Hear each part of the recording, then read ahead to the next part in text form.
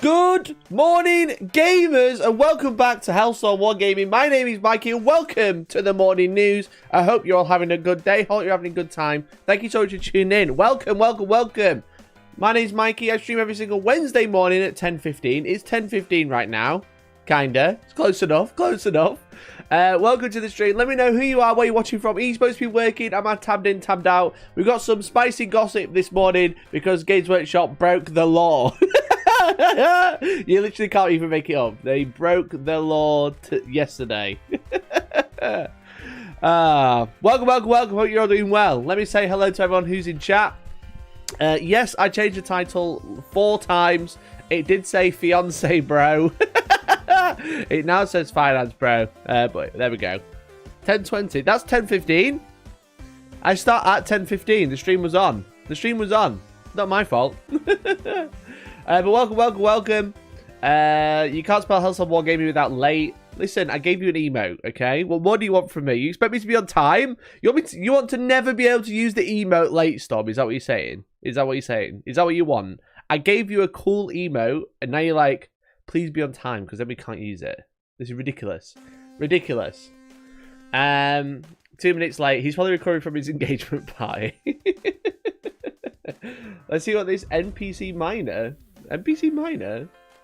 Aaron Drandale, thank you so much for the gifted membership, you bloody babe. Really appreciate it, buddy. Daniel, make sure you say thank you to Aaron. He just gifted your membership. You are a freeloader. You can join the Discord for free for 30 days. Thanks to Aaron. And we're also trying to hit 10 members every single stream, and we've already started off with Aaron with 1. So thank you so much, Aaron. And we're trying to hit another 9 today. We're trying to hit 10 every single stream. I don't care if we go over. I'm just trying to hit 10. You know, that's the goal. If we go over, we go over. Amazing. If we don't, that's be very sad. I'll be upset. Some could say. We are trying to hit 10 members every single stream to support me. You get to join the Discord for free. If you want to become a member, you get the full access to the Discord. If you gift, you might get 30 days free anyway. So thank you very much, Aaron, for starting us off. Gaz of all trades, thank you very much for the 36 months in a row. Let's gamble if Mikey understands the dividend issue in the 10 minutes, looking it up before the 10 minutes before the stream started. Listen, I'm a finance bro, okay? I have declared Games Workshop in dire straits ever since the finance thing came out, the investor report, because I'm a professional now. It's the news. It's time for the news. I don't have to understand it. I just have to say it, okay? Starting off soft the way you like it. Thanks, Aaron. Appreciate it.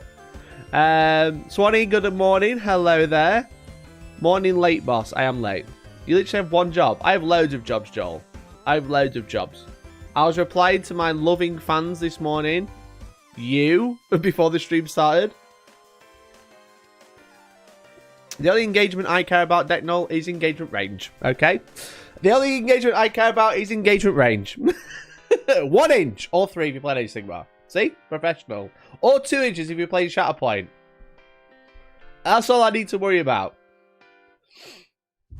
Luke Harris, thank you so much for gifting that membership. Luke Harris, you're an absolute star, mate. There we go. 2 out of 10 already. Andrew Curry, welcome. You big fat freeloader. You can join the Discord for free for 30 days now as well. Really appreciate it, buddy. Thank you so much. Luke. I can't hang around, but I'll pay my dues while I'm here. Luke, you're a star, mate. Really appreciate it. Very kind of you. Very, very kind of you. It's Wednesday morning. What horrendous drama family is Mikey up to this morning? The company that we all love to adore has broke the law. I'm a finance bro. I understand what's going on, and I'm going to tell you what's going on very soon.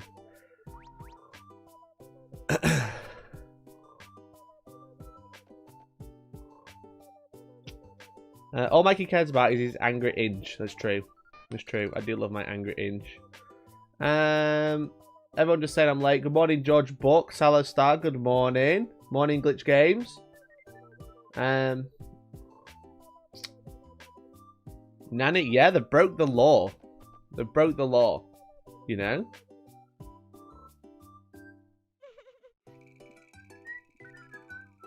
I've just posted on x.com. X.com! Oh, it's funny. X.com. What the fuck is happening there? Look at my go live tweet. Look. The owner of Warhammer Battle figurines admitted yesterday that accidentally paid investors millions in illegal dividends. Let's go. Ziggy, thank you so much for the 5 gifted. Ziggy, you're an absolute star, mate. Thank you so much for the 5 gifted. We're up to 7 now. Let's go, baby. I've only been streaming for 10 minutes or 5 if people are keeping track of me. Gargoyles Plinth, Matthew Hipshire, Scrivo, Muffin Baskets, and Thim Lee. Make sure you join the Discord. Ziggy has let you be a freeloader for 30 days. Ziggy has let you be a freeloader for 30 days, so make sure you join in. Make sure you get what you do. Make sure you say thank you. Thank you, Ziggy. Suckle on the teat of Ziggy and say thanks. And Mercenary Q, thank you very much for the 3 months as well. Nothing like a lore stream on a Wednesday morning from a qualified professional. I am a professional. I am a professional, that's true. I find buying praise is easier than earning it, that's true. Don't ask for permission, buy it. Member. That's all they say. They say buy the permission. But that's what we're going to be talking about this morning. There's been an article today. It is quite short. We can have a look at the investor report if you want to. And then we can do some painting. That's the plan. I finally got some cloths. I got my cloths, gamers. I'm going to put this in my suit for me being a fiance, bro. You know? Something like this. You know, that'll look cool. I'm a surgeon. I'm a professional. I am a professional. I'm a professional. Dr. Han. Legal Eagle lets show himself go. Oh, mate, you don't understand. I've been watching so much Legal Eagle recently because I knew about him, but I never really watched him.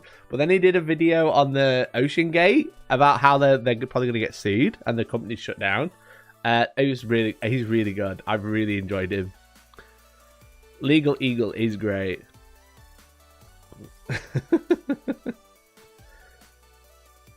So that's what we're doing today. We're going to have a look at this article. Again, it is only like 3 paragraphs. That's the problem.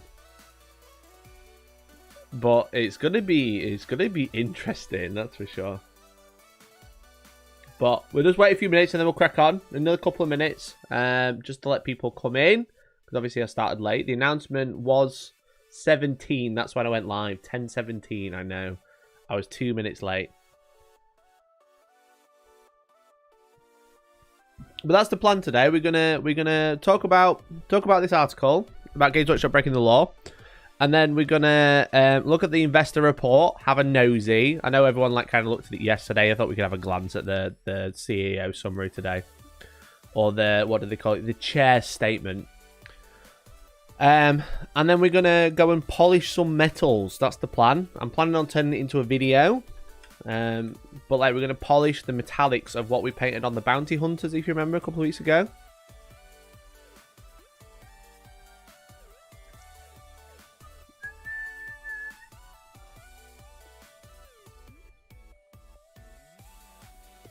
Mikey scraping his own Discord for content. I mean, not everybody has access to the Discord, you know? Maybe CoffeeZilla needs to investigate this. Oh, imagine if CoffeeZilla did a video on this. That'd be so funny.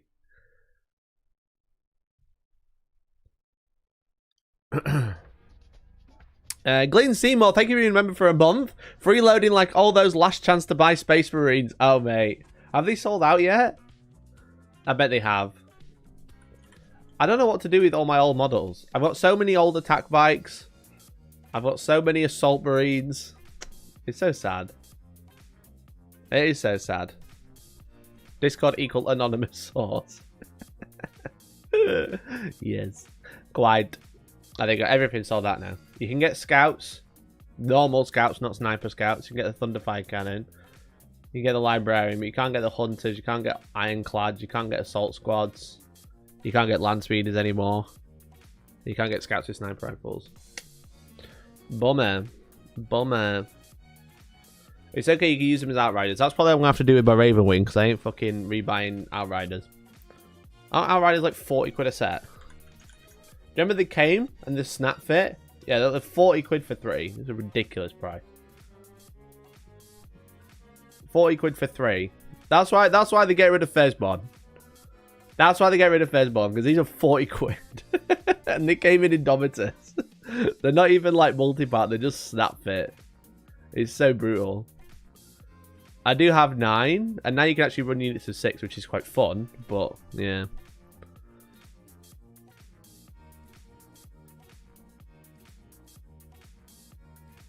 Just convert them to Chaos Space Marines.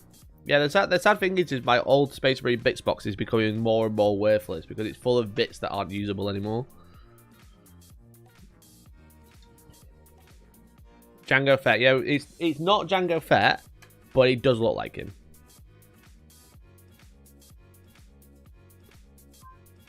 The other difference is that the bike guns have a cover so the ejector shells don't hit the rider in the face. I mean, that's it. Which bits are not usable? Like all the bodies and legs are basically unusable, aren't they? Yeah, you can put them on bigger bases or bump them up a little bit, but you can tell they're not Primaris. So all the legs, all of the old guns, because you can't like use any like the plasma or melter on them because they don't come with them. There's quite a lot. Basically, my bits box is full of just everything. Every Space Marine kit ever released up until Primaris. It's got everything in there. So the fact that you won't be able to use it anymore is going to be a bit annoying. Tactical squads and devs are still around for what? Yeah, people keep saying that, but no one uses tactical squads because they're shit. Unusable in a sense that people actually play with them. Like, yeah, they are not impossible to use. I could write the worst army list known to man and still use it. But unusable in a point where you won't use them. You know? We're still talking about Firstborn. Yeah, it's been brought back up. People on my Twitter just... Oh, sorry, not on my Twitter. On my X account. On my X account. Why is it called X? That's so dumb. On my X account, people are like, well, you can still use Firstborn. And it's like, yeah, Firstborn is shit. Oh, you can use it, sorry. You can still use tactical squads, sorry. And then, like, tactical squads are shit. You know? Yeah, I've got loads of Devastators. That's cool. But it's like everything else.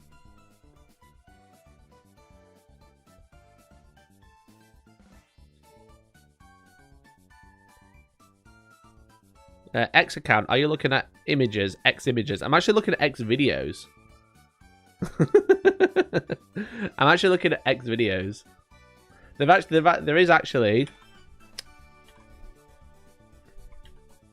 is actually Twitter movies.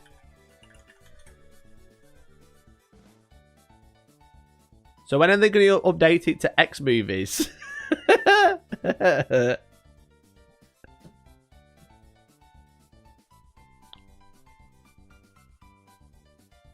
You got 1,000 Sons Heresy ready to go. Yeah, true.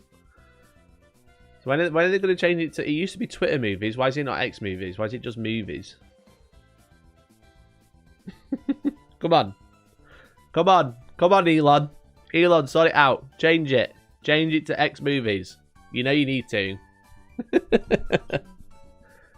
Anyway. That's the Twitter drama. I'd say IX instead of EX because my X is a cunt and I don't like to be reminded. Right, okay.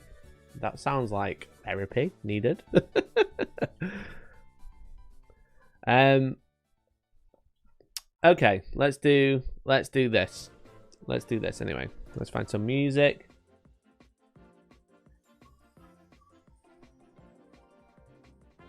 I'm gonna stand up for this because I'm a finance bro. I'm a finance bro, don't you know? They constantly talk about Warhammer finance. That's what this shirt says.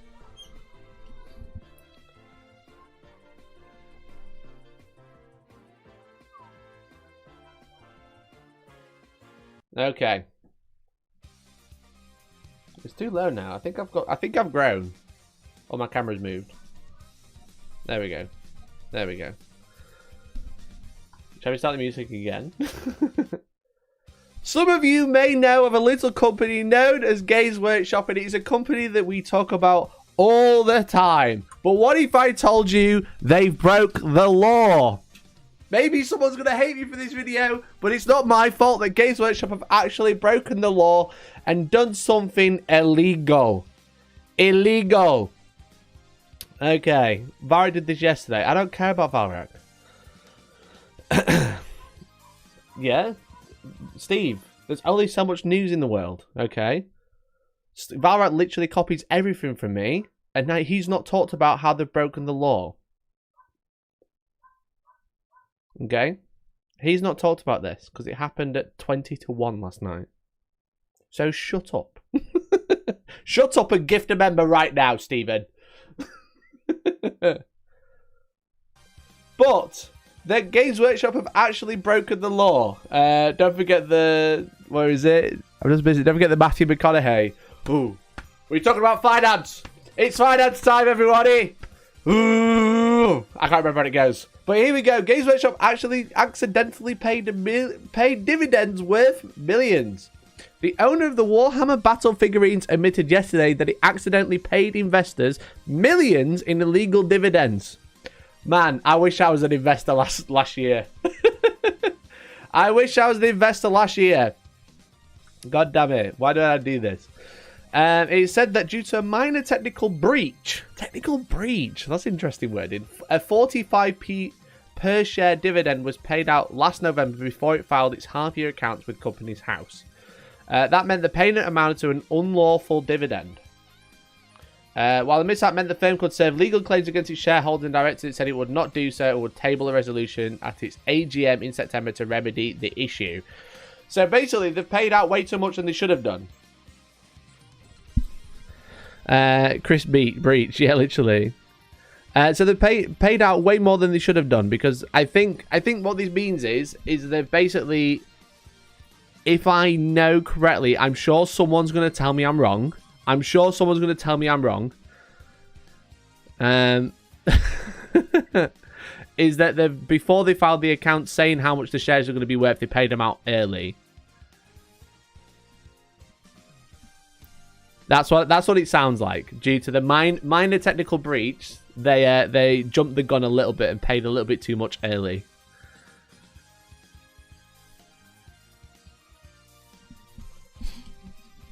I'm a shareholder, thank you. I bet you're loving it. They paid before they declared it. Interesting. Interesting. So basically, they paid out the dividends early. Are you reading the Daily Mail other sections? I'm on money. This is money.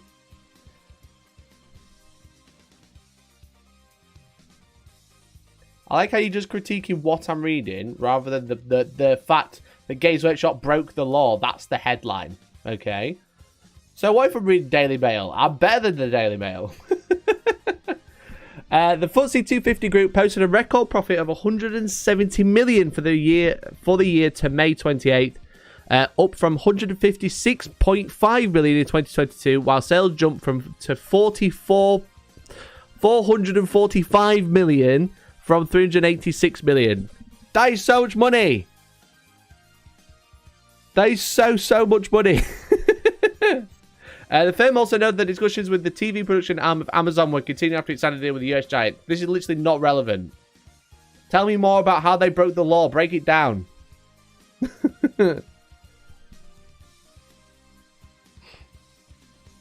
So, Games Workshop broke the law, but they did also show off their investor report. As of yesterday, the day before yesterday, the annual report came out for 2023. Basically, they're making so much money, but all of the numbers of people that they have like subscribed to things are actually quite surprising. So we can have a look through of like basically like what they're trying to do and what they're aiming for. But some of the interesting things is the Warhammer Plus subscription numbers are a lot lower than I thought they were, and also like they said that the email newsletter is the best form of communication they have. But the numbers are way lower than I thought. The numbers are so low. So supposedly they get 500,000 opens per email. They've had 500,000 opens or users open an email in the past 6 months, which for Games Workshop, I think that's really small. I think that's really, really small. But maybe I don't know. It seems like there's like not a lot.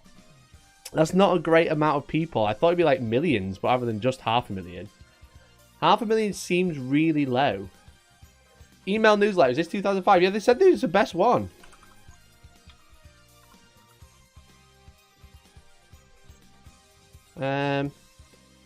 Let's find it.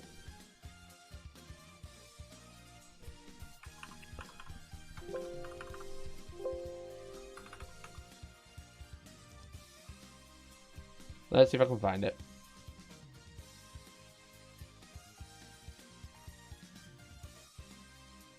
Bear in mind, this is like a fucking 80-page document.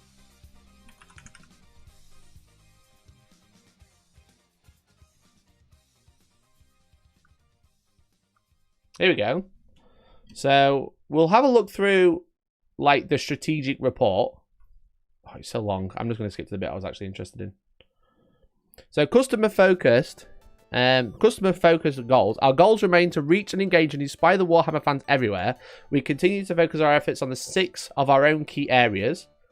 Our stores, for decades, the staff in our retail stores have worked cheerfully and relentlessly to offer great customer service and, more importantly, recruit ever more new customers into the Warhammer hobby. This is not the right song. Stop it.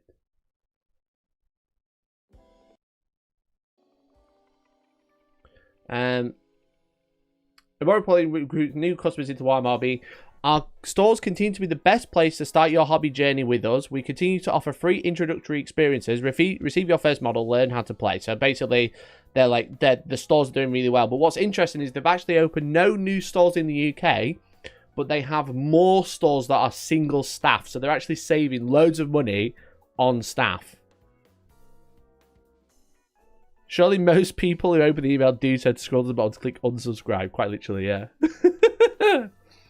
WarhammerCommunity.com remains the cornerstone of our online presence, the best place to come for all the latest news from the 41st Millennium and the Mortal Realms.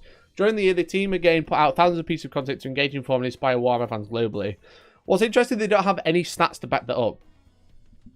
They didn't include any stats to say how many visits they gained in the Warhammer community, but nothing. My Warhammer, this single login gives access to our web stores and related apps. As the period end, we have 427,000 active users. To better track engagement, we have defined an active user, someone who's engaged with us online in the last 6 months. So 427,000 people have either a web store account, an app account for like reading the like using like the games apps, or uses Warhammer Plus. Which again, that seems really low unless everybody's buying stuff in store or only buying stuff from third-party retailers.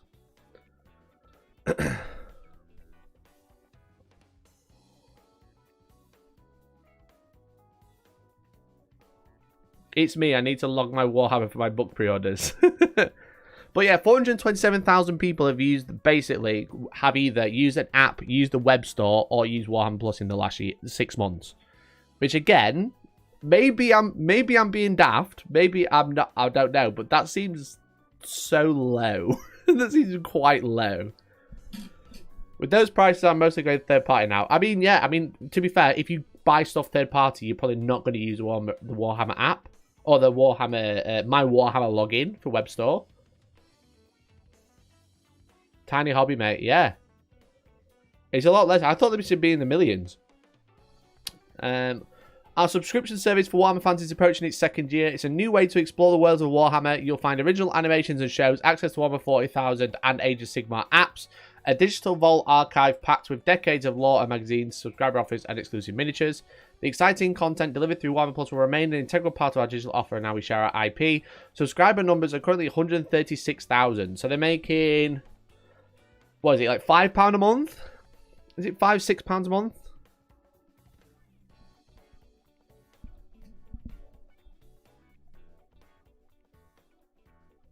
We're used to seeing companies saying they have a customer base of millions. Warhammer is still small. It is. It is. Is that saying you need Warhammer Plus to use the app soon? So yeah, I think this probably confirms that the new 40k app, you know, the list builder, you know where you go, you know, if you go to Warhammer 40k, you go to Battleforge, and it says here, you have full access to the Battleforge army building tool for a limited time. I think this pretty much confirms with this statement here that the 40k app, the list builder, will be locked behind Warhammer Plus.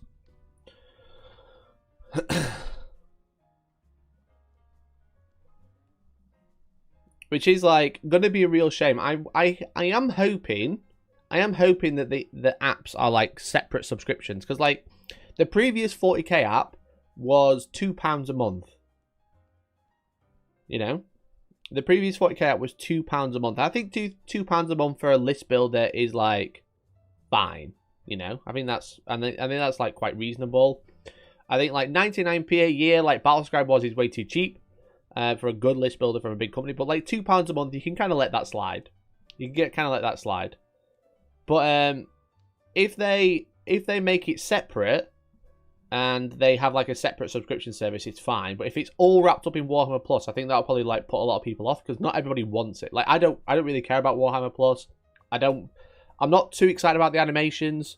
Maybe I should be. I'm not too excited about the battle reports they put on. I do enough Warhammer to do that anyway. I'm not bothered about the paid tutorials and loads on YouTube. I'm not bothered about the old Vault stuff either. So I hope there is an option where it's included. I hope it is an option where Warhammer Plus has the app included, but I also hope there's a separate option, you know? So if they go, it's this much for the app, and it's this much to have it in Warhammer Plus, and you get it with Warhammer Plus, and that's fine. I'm not saying they shouldn't include it with the Warhammer Plus subscription. They need to make it more worth it. You need to make it more valuable. But for someone who doesn't want Warhammer Plus, like myself, I'm not that bothered. I have Disney, I have Netflix. I don't even use those. I literally just watch YouTube. Like I'm not bothered, so I don't want to be forced to sign up to something to get the app when you could have the app on its own. So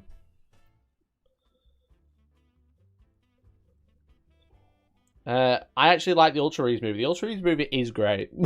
But only 136,000 users. I mean, they've gained 31,000 users, but on Warhammer Plus 136,000, so they make it, I think it's £6 a month. Does anyone know?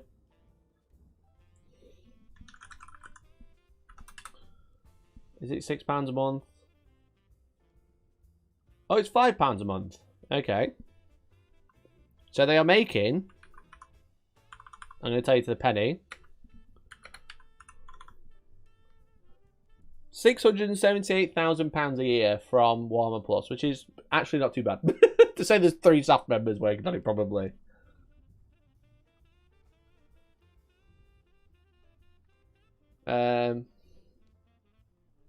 I'd happily pay around £20 a year subscription to it, as I don't need the rest of the content other than the app. That's probably fine. It could be less than its annual, yeah. If you pay monthly, it's £678,000. It's £50 a year, but we don't know the split. They're probably making about £500,000 a year.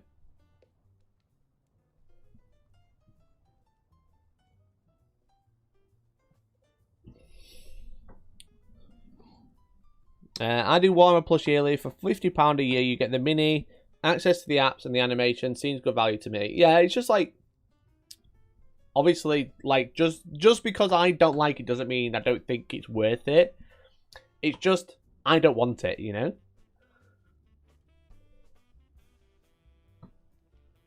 Oh yeah, 500,000 a month. Yeah, that's dumb. $500,000 a month, 136,000. I'm not a year. I'm being silly. Yeah, it's making $500,000 a month. My bad. 6 million a year. That's quite good, actually.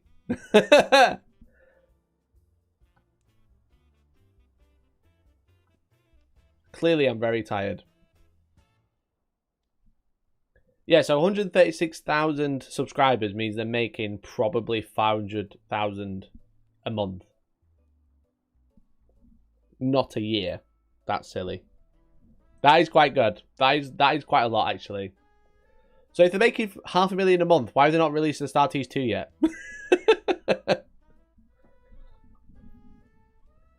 They should just sell off their shows to Amazon and Netflix to get more people into 40k. Putting in a service that is built around existing 40k fans was never a smart move for increasing sales. I don't know if it's for increasing sales for new people or increasing sales for the customer base that they have. Because as we know, the customer base, 500,000 users in the past 6 months that have a My Warhammer login, which is used for the web store, is quite low.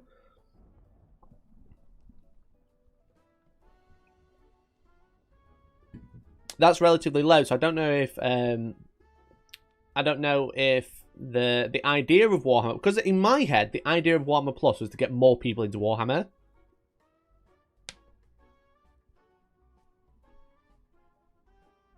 Like you go, maybe like having a Starties on YouTube and removing it was a bad idea, but maybe it's more to kind of like milk the people who are in it already, rather than trying to get new people in. Get you in the bubble via the store, get you signed up to Warhammer Plus. That's just another revenue stream they can take from you.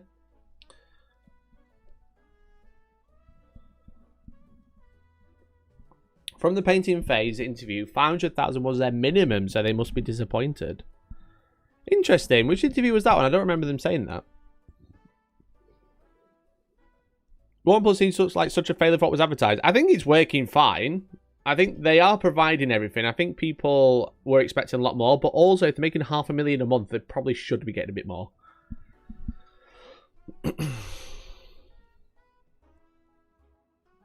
136 out of the 500,000 of their customers subscribed sounds good though. It does, yeah. So yeah, like what percentage of, so like a quarter of their users have Warhammer Plus. That's why when the guy made the painting supply. Oh, I didn't hear that. I don't remember that bit.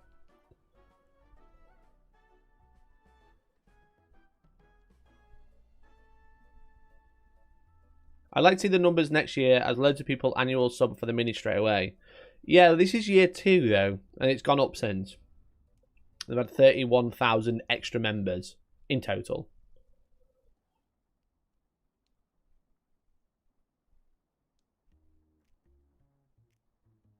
They're way over the minimum. Yeah, they're quite a way over it. So they wanted 100,000 subscribers basically, and they've got it. And they got it in the first year, and they're over it in the second year. But yeah, for 500,000 a month, you'd expect more content. Like, how much are these animators getting paid? Like, yeah, they should be paid what they're worth, but you could pay so many more animators and have loads of stuff coming on. But yeah, so for 427,000 users, 136,000 pay £5 a month.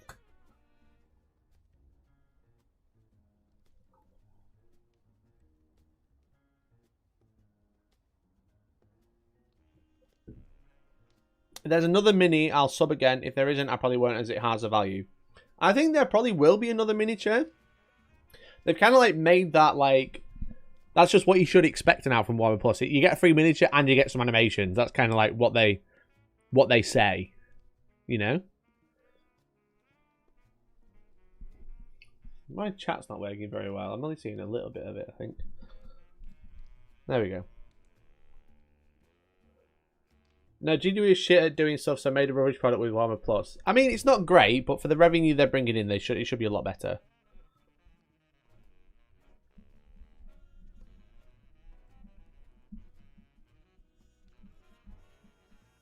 On the Warhammer Plus animators, not just outsourced studios. That's why one of the projects got cancelled because the studio was in Russia and GW cut ties. Maybe. I'm not 100% sure on all the ins and outs. I know as much as you guys do when it comes to that. But from a lot of it, it seemed like they were like buying out studios. Like the main one, like Astartes, an absolute fantastic, wonderful example of how to do Warhammer animations for Space Marines. And then it got bought by Games Workshop, and then they were supposed to be bringing Astartes 2 when they announced it 2 years ago, and it hasn't hit the shelves yet, you know.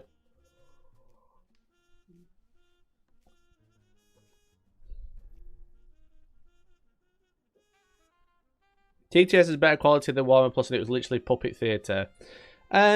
TTS, like, Emperor, if the Emperor had a text-to-speech device, it's very, very good. Very, very good. It's not better quality, but it's good because it's funny and ironic, which Games Workshop won't do. TTS filled that gap that Games Workshop will never do. It's much like the advert they did the other day. I think Discourse put it best on x.com, xvideos.com, where it was like the filter video they did the other day. Like, there's no irony, there's no punchline in it. It's all just very serious, and that's why it felt like really off the video. And I think TTS filled that gap of like the ironic side of Warhammer, the ironic side of the lore of 40k, the funny side. Whereas what Games Workshop is doing is very, very controlling the IP and controlling the narrative of being like, no, everything has to be this way. Everything must be this way. Everything must be correct. Where it's not, there's no jokes, basically. You know? The only jokes, yeah, like the orcs, that's the biggest joke they've got. That's it. It'll probably be the budget the studio has given is so low, so they're running with few people, so they need to take it. So it's taking longer. Oh, yeah, 100%. I think those animators worked on the Horus Heresy trailer and the 10th trailer. Yeah, the trailers that we've been pointing out are amazing. Are actually amazing. But, you know. So, email. The reason why we're looking. Our email campaigns continue to be one of our most effective methods of communication. Subscriber numbers defined as people who opened one of our emails in the last 6 months at the period end were 531,000. So, 530,000 people still open the email, and that's their best method of communication. That's wild.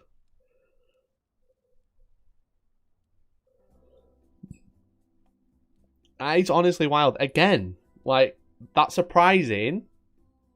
It's a relatively low number compared to multi-million-pound corporations that we used to. But it's email. People subscribe to the email because there's a monthly raffle. Yeah, very true. Very true. Games Workshop like to do like we're giving away every single model for a year. Every single model that's released if you subscribe to our newsletter.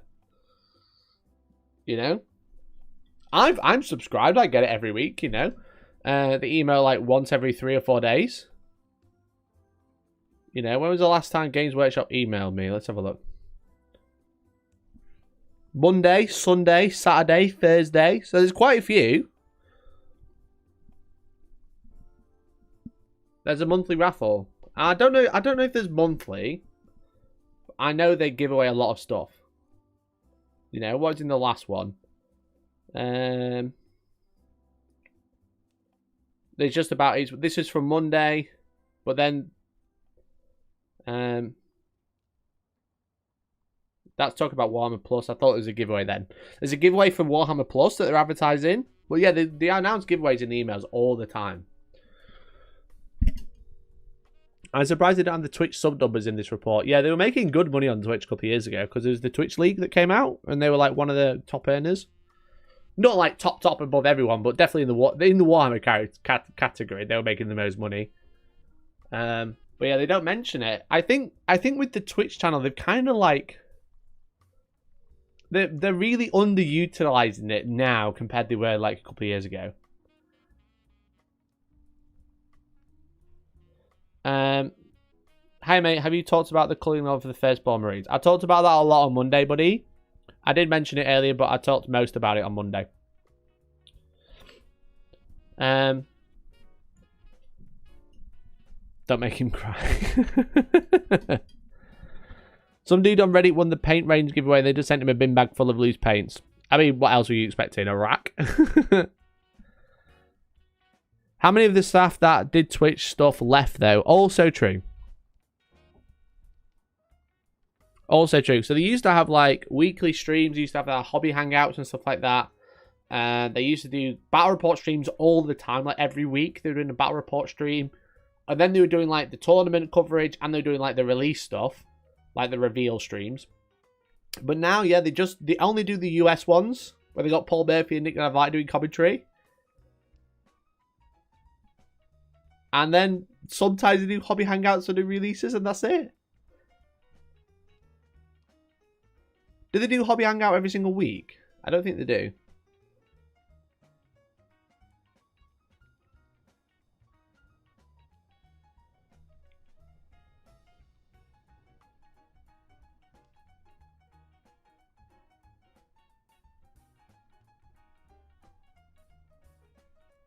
I don't know.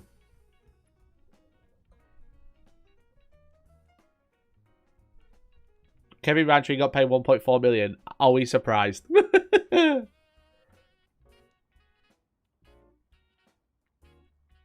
I tried to watch a stream, but the staff seemed so disinterested in what they were painting. This is a new mini. It's very cool. Totally deadpan. Yeah, I'm not surprised.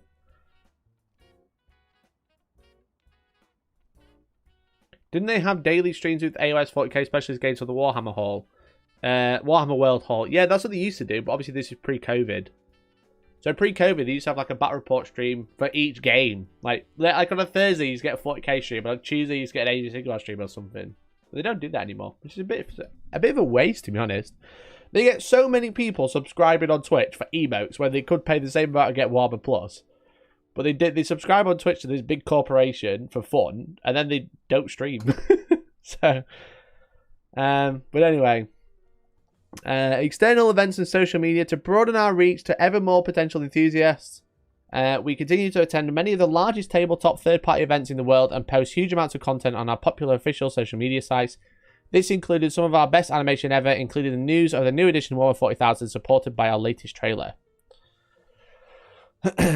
So they didn't say what events they go to, but they're super hype about the best animations being the Warhammer 40,000 trailer. The Warhammer 40,000 trailer was very good, but that's why it does feel like that's why the animations are lacking on Warhammer Plus, because they're getting to make trailers instead, which is also fine, but it's just surprising, you know? They make so much money from Warhammer Plus, and then they're not really like pushing a lot of content on there. For that much, you could just hire like $500,000 a month. I don't know how many staff members have got working at Warhammer Plus, but you could have like maybe 2 more. Like I edit every single day, you know, and my videos aren't like the most polished a lot of the time. I think my editing is quite good, but I don't have time to be so polished. But I'm a one-man band.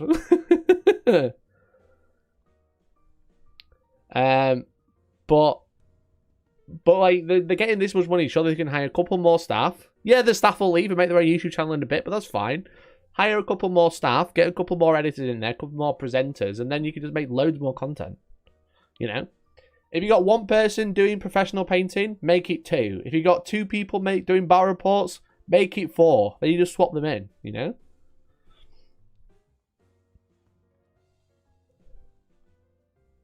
There you go, Mikey. Offer GW emotes and increase your members. Just become a member right now with 7 out of 10. Okay? Subscribe. Join. That's all I'm saying. People join to Games Workshop all the time. Do you know what you get from me? A Discord server that runs all the time. You get to talk to me. Games Workshop staff, you don't get to talk to them. You're not allowed. That's illegal. Why do you think Amazon went for Cavalverse, basically funded by GW Twitch account? Probably, yeah. Like, because Amazon's getting all the money from Twitch. Does anyone know whether Astartes is coming back? Wasn't that a major reason why Warhammer Plus becoming a thing? They won't be.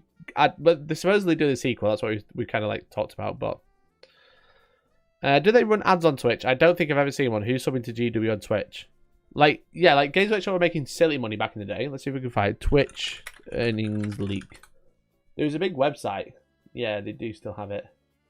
No, that's just the.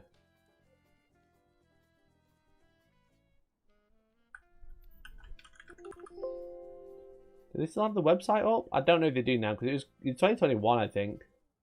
Oh, they do. So this was between August 2019 and October 2021. They're making $200,000 a year. Oh, that's how much they made between those 2 years. They made $183,000.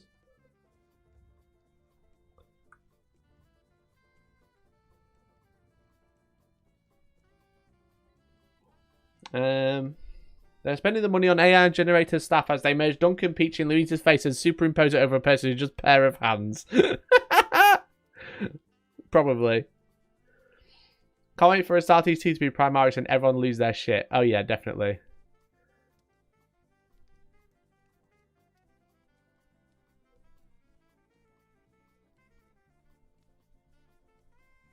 But yeah, so they're making good money, or they were at least 2 years ago, making really good money on Twitch. Like 200,000 from Twitch. That's quite a lot of money. It's not as much as obviously Warhammer Plus, but also they're just doing the content anyway, so that's extra money coming in.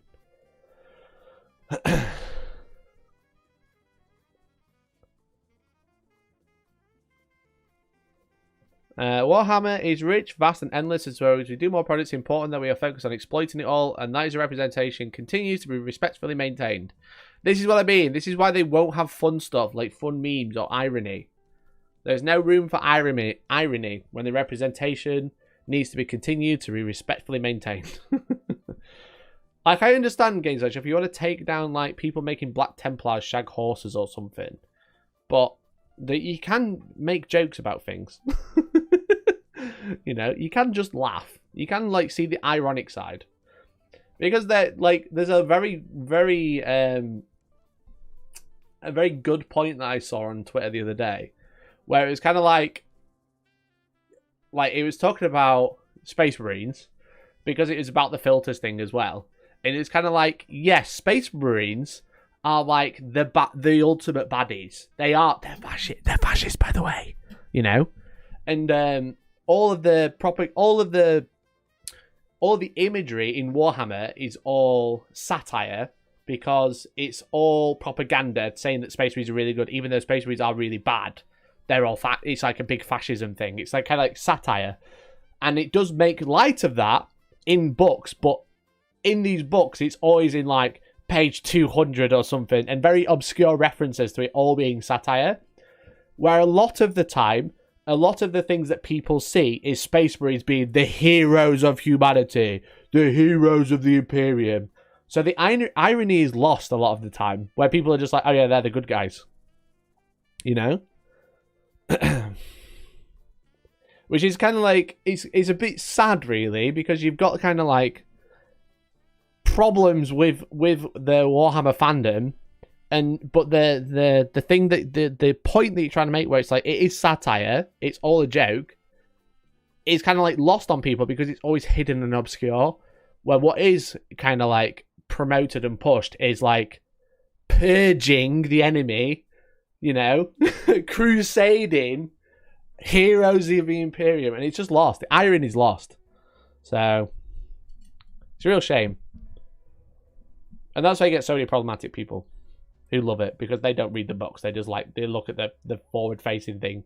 Heroes of the Imperium. I'm a chaplain. I'm a Dark Angel now. And I hate everyone. And I'm a massive racist. I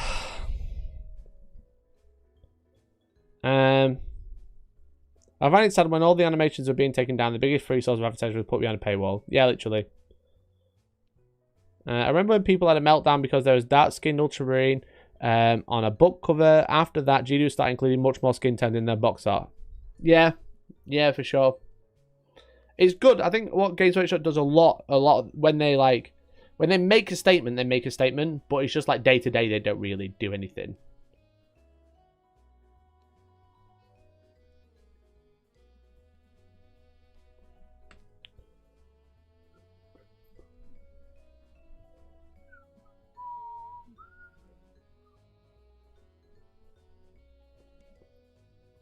What defines problematic? I mean, 2 Nazi guys in Spain is being highlighted to make a point. 2 Nazi guys in Spain is being highlighted to make a point. Does what? I'm not referring to the 2 Nazi guys in Spain. I'm talking about general people who are massive transphobes and parade as Space Marines on Twitter. What are you on about? You know? I'm talking about generic imagery of Games Workshop is that Space Marines are really good, cool hero guys, but where really they are fascists and they are really bad. But like that's kind of like the irony of the story, but that message is hidden inside books, whereas most of the time you get the propaganda side, because that's what they promote it as. They promote like Heroes of the Imperium in the lore. It's kind of like the propaganda because everything's grimdark and no one's the goodies.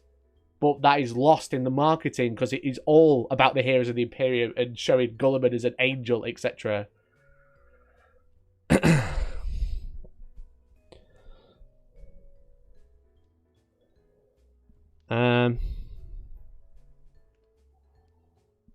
Isn't that the point of the 10th edition trailer, that the Imperium is losing and that the Imperium is lying to everyone about it? Yeah, like the 10th edition trailer did grab some interesting points. But I'm saying just in general. It was nice that they did that. Dude, you're explaining real life. Did you not realise that yet? Fuck, not again. I always do that.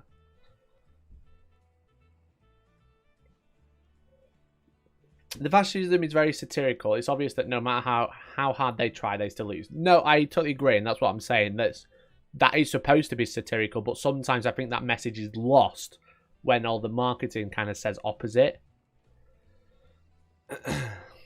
Like, if you read everything, if you read loads of the lore, it becomes very clear that that's what they're trying to do. But like, again, it's just like general, on the face of it, that isn't there. That messaging isn't there. But also, how do you get that messaging across on the face of it? I don't know. I'm not a marketing expert. Exhibition through trailers was a good step forward. Not everyone is a lawbreaker like Mikey. Exactly. Loads of people put Trump's face on a space marine and run with it. Quite literally. Again, because surface level, you know?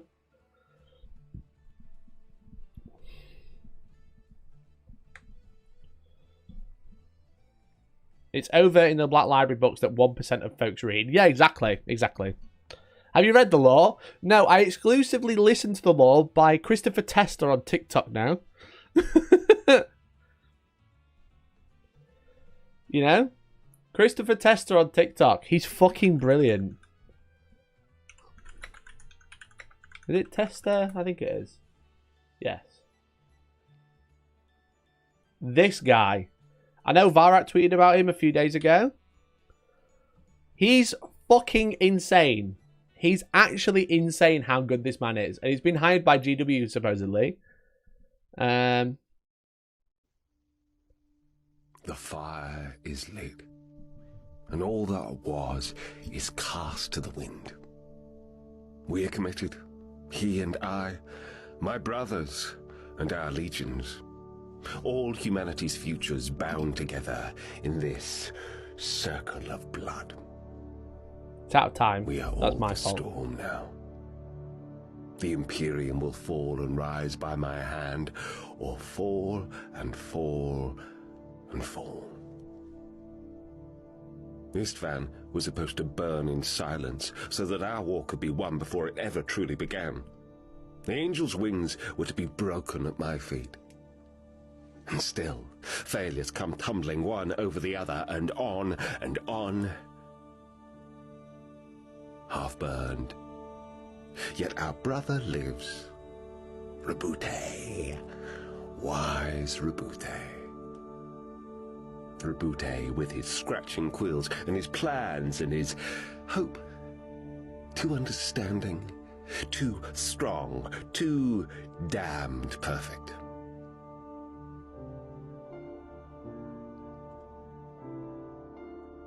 I wish he was with us. So good. So good. The one I watched was the best one I think he's done that I've seen. This one. Get up, Dante. I will This not is accept displays beautiful. of humility from a man like you. Rise. Now. Forgive the indignity. I see that you are hurt. Is this a dream? Or a vision? Neither. I live. I have returned to save the Imperium. Forgive me, my lord. I failed. I called all the chapters of the blood and lost them all to save Baal. The Arx Angelicum is in ruins. Thousands of space marines are So dead. good. Baal is devastated. Forgive? There is nothing to forgive, Dante. You stop them.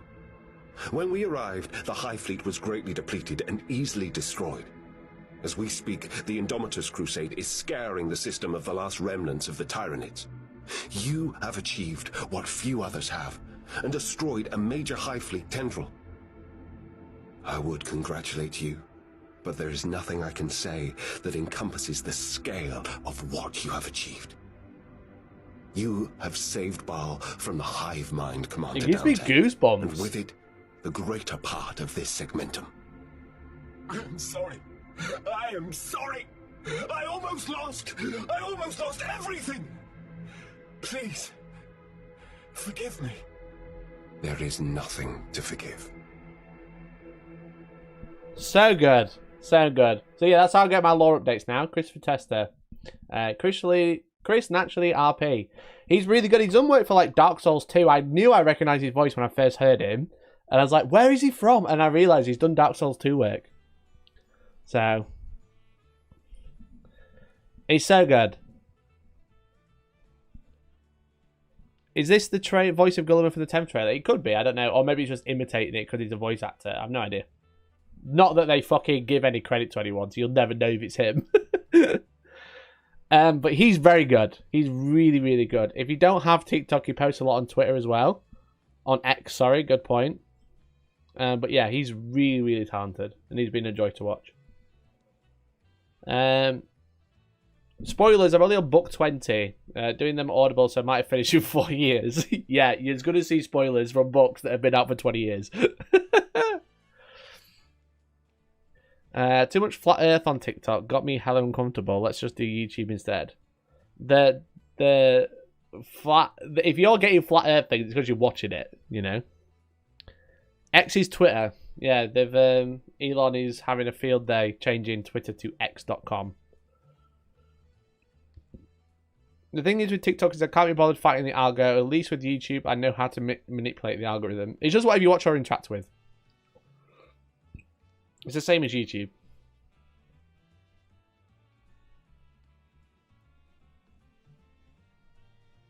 Rip bird up, quite literally. Anyway, there's only a little bit more of this this document to go through. Talk about licensing. Where was it? Anyway, being respectfully maintained. That's why Games Workshop will never make a joke. That's where we were. During the period, we transferred the improvement process of managing our IP with licensing partners to the management team at the heart of Games Workshop, our Warhammer Studios. So Warhammer Studios is the people who do manage Warhammer Plus as well. So I believe this is like people like Andy Smiley and stuff like that. So I don't know who did it before, but like Warhammer, the people who do Warhammer Plus are basically in charge of who's like the licensing now. Our strategy is to exploit the value of our IP beyond... The language in this is so bad. Exploit the value. Like, come on now. Be more subtle. But it's the value of our IP beyond our core tabletop business. Hey, Mercenary, thanks for the gifted, brother. Thanks so much, bud. Ryan Norton, welcome to the Freeloaders. We're just 2 away from getting our goal for today.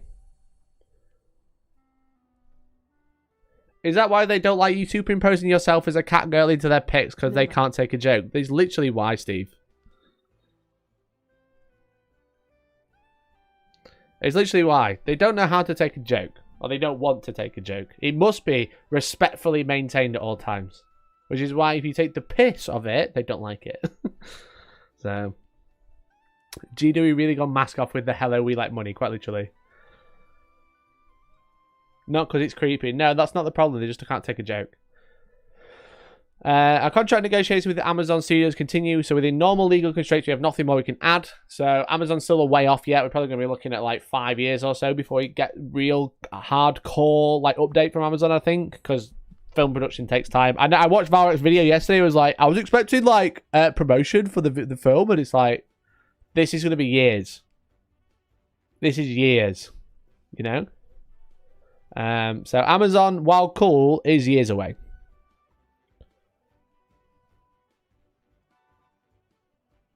Who wrote this? This is the annual report. During the period, our licensing partners launched 5 new video games, 4 PC, console, and 1 mobile. So I believe the 1 mobile is probably Tacticus, the PC ones, Dark Tide Bolt Gun, Shoes and Teeth, maybe? I can't remember what the 4th one is. That was actually not a bad Valrek impression. I'm from Sheffield, of course I can do a Manc accent. We also saw revenue from established games that continued to perform well many years after launch through a mixture of added content and continued marketing. So that's like things like the Skulls event. So Warhammer Skulls, it's a great thing. I've got the box there still, that side. I've still got the box there. That way, they obviously had Bolt Gun launch and the Warhammer Skulls event. So when they do like all these big sales of old games, this is why they're doing it, because they're trying to make revenue from old games at the same time. Total War, yeah, Total War, that's true. Chaos Gate might be new as well.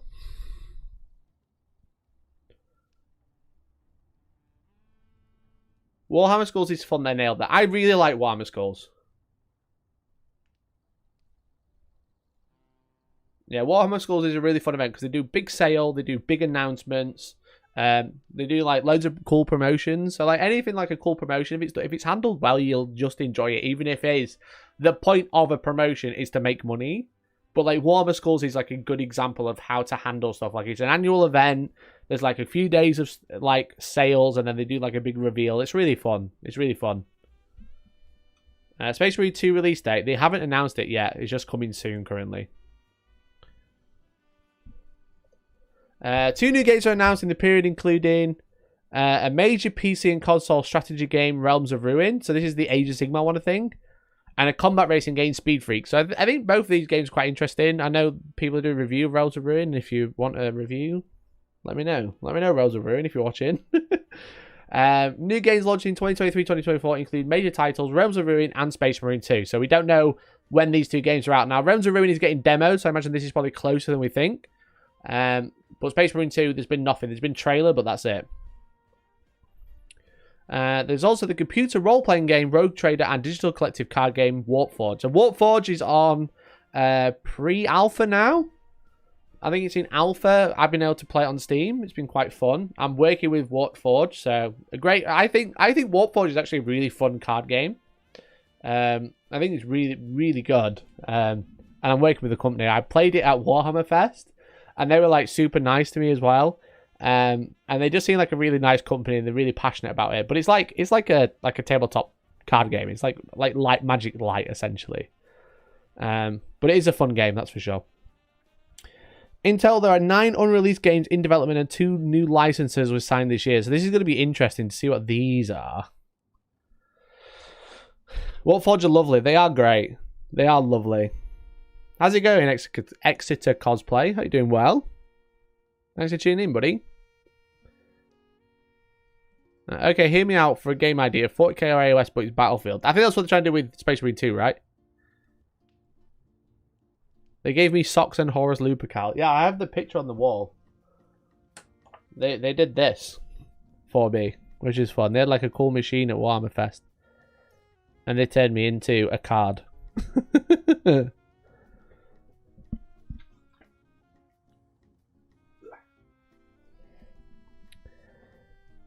yeah, so nine unreleased games in development.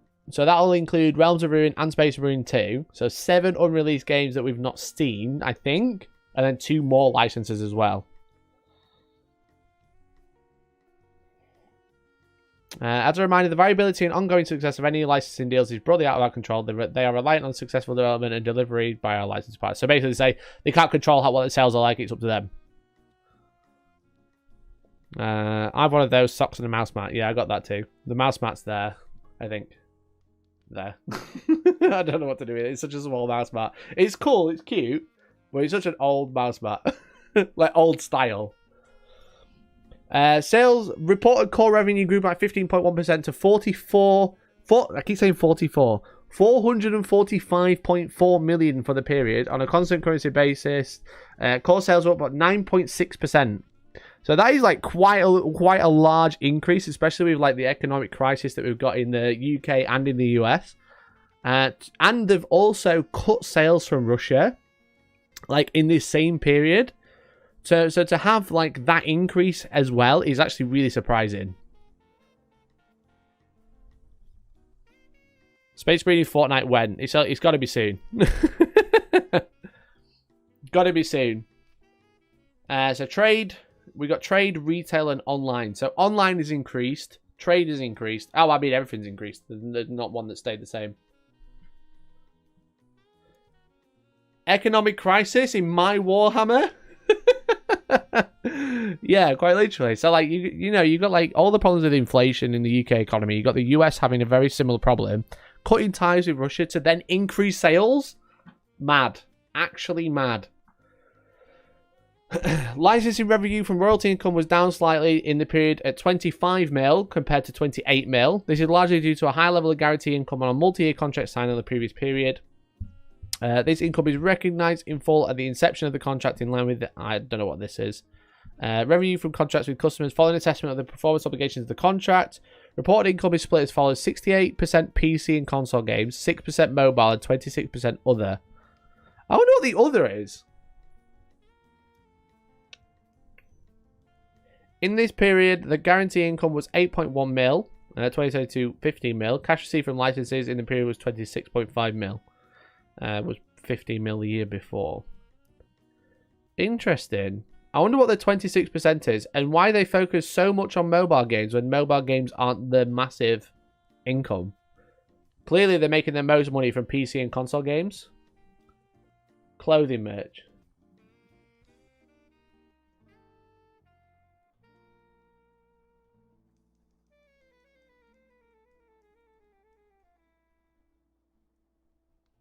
Pachinko.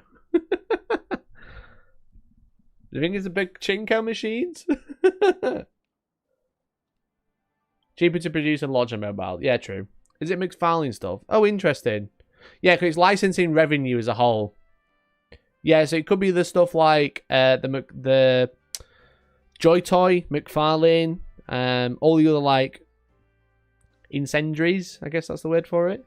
Incendiary? No, it's not incendiary, is it? Incendiary is like fire. All the other stuff that they do as well. He sent me a picture.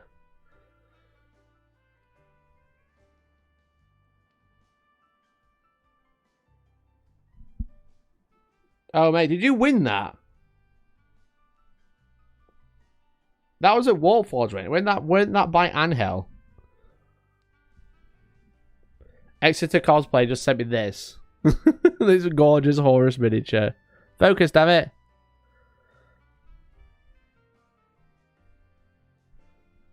Is that the one that Angel? Oh, you won the Angel miniature. Holy shit, bro. That's insane. Yeah, just sent me this image on his shelf. That is gorgeous. Love that miniature. It's insanely jealous. Yeah, me too. That's nice. So yeah, so that last bit is obviously all the other stuff that they sell. Like the fucking... I can't believe that they've got pre-ordered for mouse mats this weekend. And I don't have one to review. It's brutal. Brutal. I need a new mouse mat and they do Warhammer ones now. Games Workshop, send me one right now. Send me one right now. So you can see then the revenue here as well. This is all like this is getting deep into numbers. This is probably why we're gonna fall off because a lot of it's interesting, a lot of it is quite boring as well. But some of the interesting things was they're making way more money than they were last year. Nearly what's 447 million this year compared to 414 million last year, which is like insanely big money. And they was talking about like the staff numbers, like the staff costs.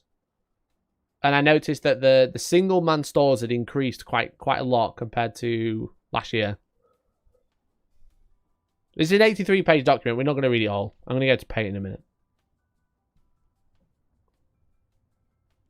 Once you get that GamerSup sponsorship, GW will send you more stuff out of jealousy. They'll probably just cut ties with me because it's full of anime tits, you know? Like the breast, like, what is it? Anime thigh flavor. That's the one I want.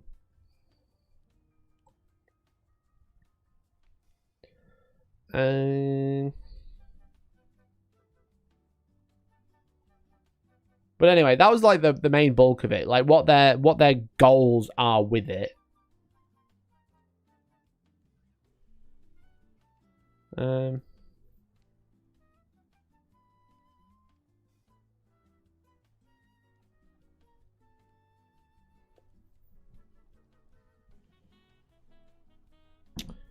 So yeah, that's the main points from the annual report. I'm trying to read through. There's not a great deal else. It's like kind of like how are we trying to deal with energy. We might be opening a new factory. Staff are way down because they got to loads of one-man stores now, or one-person stores even. Wait, they have mouse mats. Yeah, they have mouse mats. I saw they're on pre-order this weekend, I think. Where's the Sunday preview?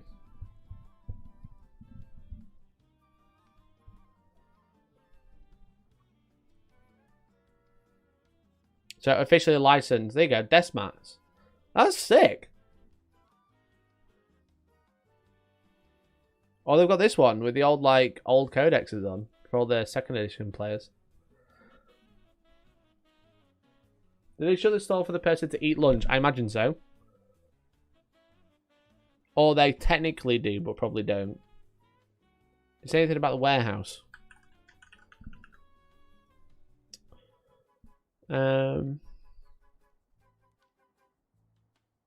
So we are vertically integrated business. We design, manufacture, distribute, and sell our fancy miniatures and related products. These are fancy miniatures from our own Warhammer 40,000 Warhammer Age Sigmar universes. We are an international business, centrally run from our HQ in Nottingham, with 78% of our sales coming from outside of the UK. We have two main factories, a paint factory, two warehouse facilities, design studios, and back office supports. All are based in or near Nottingham. I was quite surprised. I thought they had a factory in the US, but it doesn't sound like they do.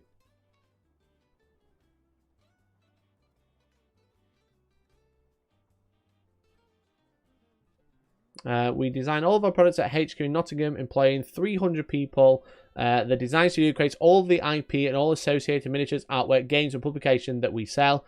Annually, these specialist staff produce hundreds of new sculpts, illustrations, rules, stories.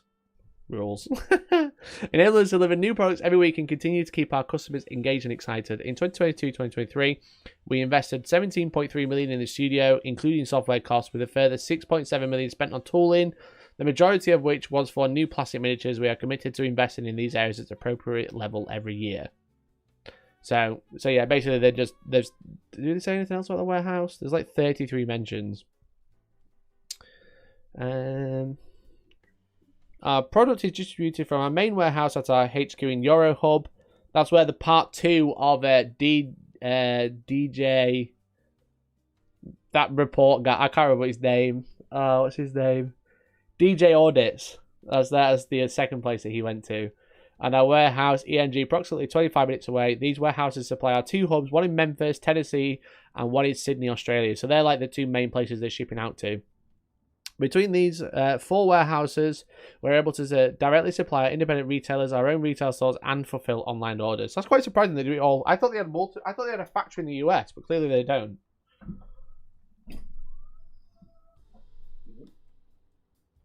Down we go. That was weird. Yeah, I thought they had another factory.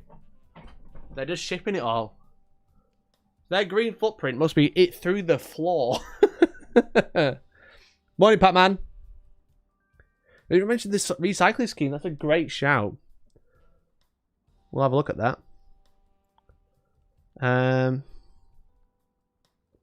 Review of period continuing. We have been focused on recruiting new customers, improving our customer service, and at the same time aligning our stock forecasting and delivery to our ambitious operational plans. Getting the right products to the right locations at the right time. Easy to say, but by its very nature, forecasting, trying to predict the future, it is an impossible task to actually get right.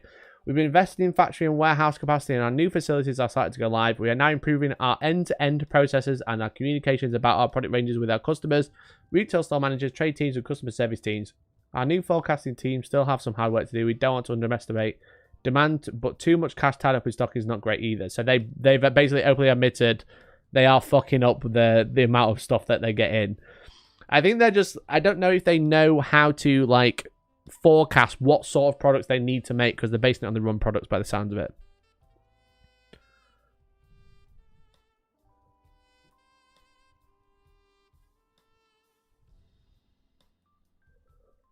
We take an ambitious approach to align ourselves with broader stakeholders, opinions how to run Games Workshop. We have, in the period report, we continue our focus on environmental, social, and governance areas. The board, operational board, and our senior managers carried out through a thorough review of our carbon footprint. In summary, we have committed to significantly reducing our Scope 1 and Scope 2 emissions over the next 10 years. So yeah, let's have a... morale at Games Workshop is upbeat, but we are doing okay, but inflation and related high interest rates are clearly an ongoing concern for most of our staff. During the period, we continue to look at relevant ways to support our staff. We increased pay across the group by an average of 5%. That's pretty good. 5% increase in wages for all staff. And following review of our family leave entitlement, our paid maternity and adoption leave entitlement has increased from 6 weeks to 18 weeks at full pay. Wow. Maternity leave will increase from 1 to 2 weeks at full pay. We'll continue staff benefits under review. That's really good. That's really, really good. The massive pay increase, or quite a large pay increase, and also like maternity is like, that's really good. Morale is upbeat in staff anyway.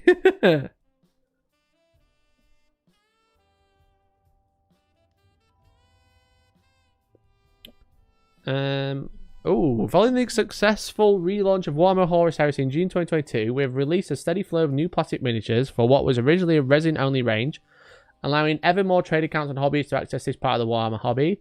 February saw the release of the novel The End and Death, the first part of the climatic finish to the legendary storyline behind this miniatures range, which began in 2006 with over 60 novels. I was just talking about just what's been released. Okay. On a sad note, we made a hard decision to make our Russian language translation team redundant. That's fair. They haven't been selling to Russia for over a year. We had to accept the reality that we won't be in a position to provide hobbyists in Russia with the offer we want anytime soon. We wish all the individuals well, and our thoughts go out to those impacted by the horrendous events in Ukraine. So they've laid off the staff. To be fair, they've kept them on. I don't know when they let them off, but they kept them on for probably quite a while after they initially stopped selling to Russia. That's quite good, but yeah.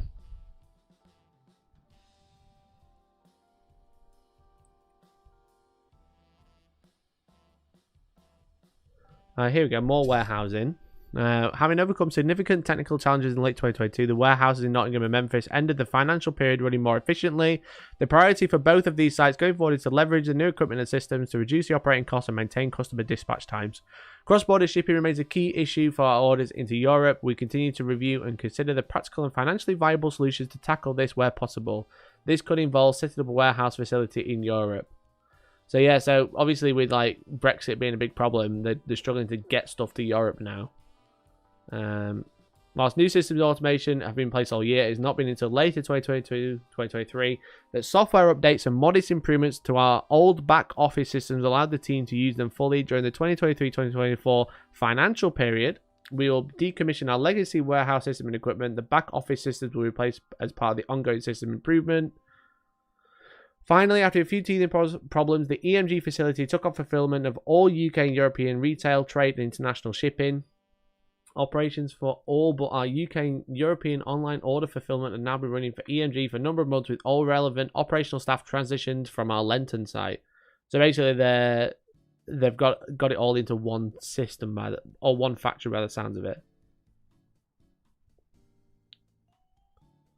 Oh, now you're against Brexit, Mikey. I thought you were a Daily Mail reader. I literally read one article. Leaky Dante's a teething problem, true. Inflation is like 8%, isn't it? So with 5% increase in salary, you're still poorer than you were. Yeah, but not a lot of companies are actually increasing pay.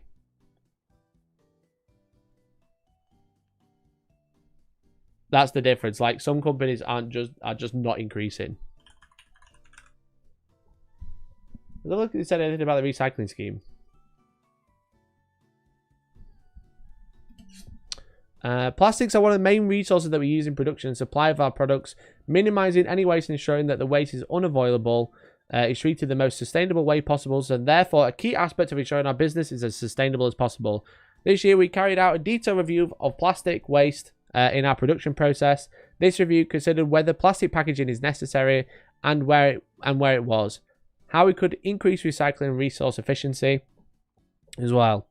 As a result of this review, we launched a pilot program in the UK to recycle old sprues and paint pots in our stores.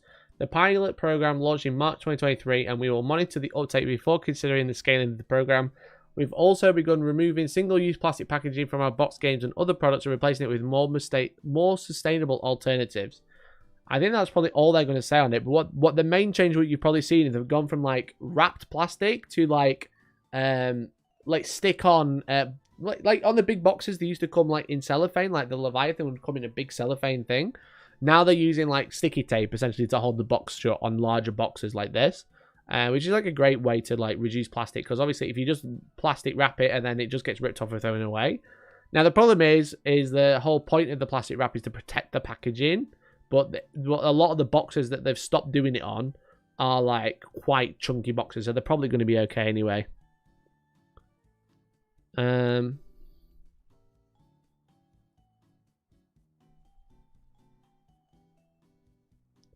Forecasting minis must be hard because often popularity is linked to rules, and we all know how that works. Also true. I don't think they don't say anything else, so they've basically not said much about the recycling scheme that they launched in March. Speaking of, we went to Wargaming with a bag full of sprues and they refused to take them. Why is that, Swanee? Did it say why they wouldn't take them?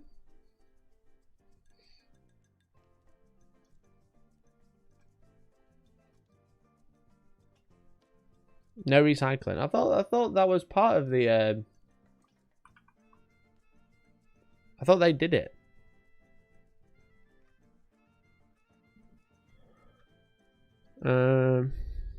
Warhammer Community Recycling Scheme. Is it not one of the stores?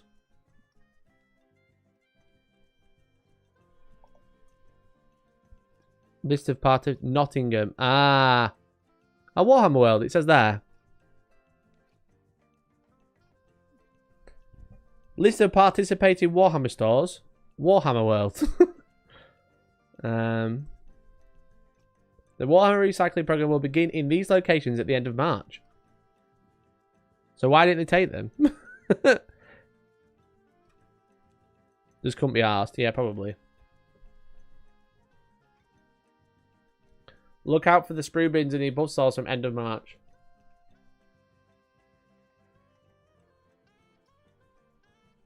The staff refused, but you also refused to put them back in the car. I don't understand why they would refuse if they've said that they're going to be doing it. Unless, yeah, as you say, literally just couldn't be bothered. I like this by Google, by the way. If you Google something and then you click on the link, it highlights it for you, which is quite nice.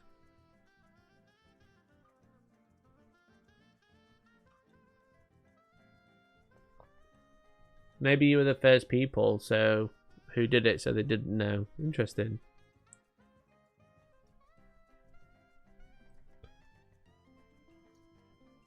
Manx store has a sprue bin. Manx store solidified itself as the best store, quite clearly. But anyway, that's the financial report for this year. Not a great deal, but they supposedly, according to Daily Mail, which I've been informed was the Daily Mail. I didn't know it was the Daily Mail. Games Workshop broke the law. Not clickbait. Thanks for the 5 hour, hey, appreciate it, bud. Really appreciate it, buddy.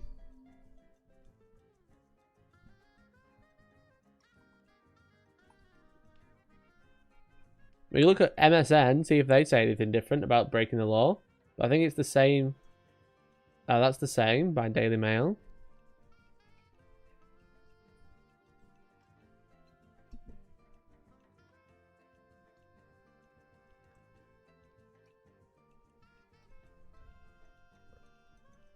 Oh, it's only Daily Mail that's posted about it.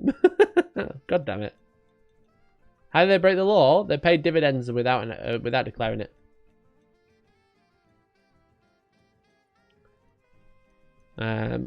Paid out 45p per share dividend last November before it filed its half-year accounts at the company's house.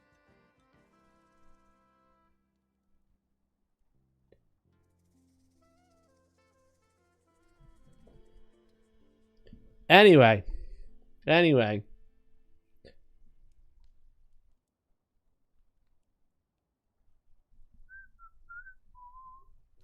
How much are GW shares?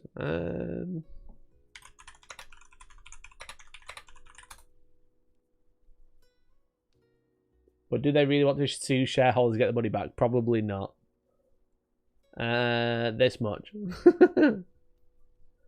That's a lot of money.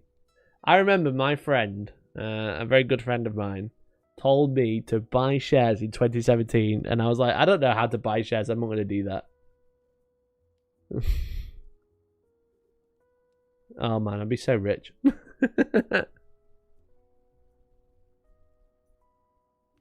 You're legally only allowed to pay from a specific fund that needs to be established. Since they didn't do that, it was illegal. Yeah, exactly.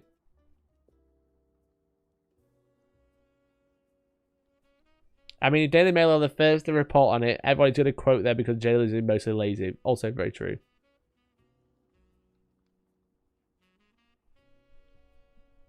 Currently trading around 110 each. Interesting.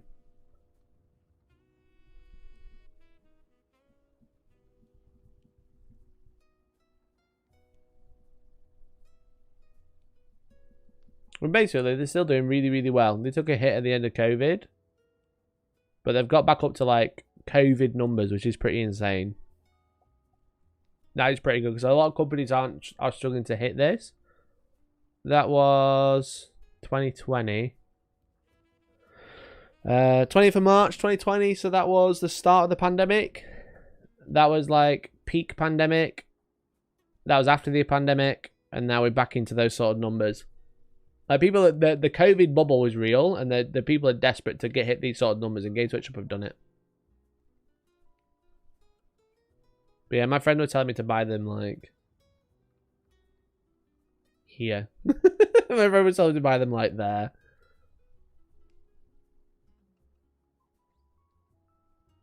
That's in pennies, yeah, for sure. £112. God, imagine. Imagine I bought them at £10 a share. Oh man, I'd be so rich. Anyway, that's it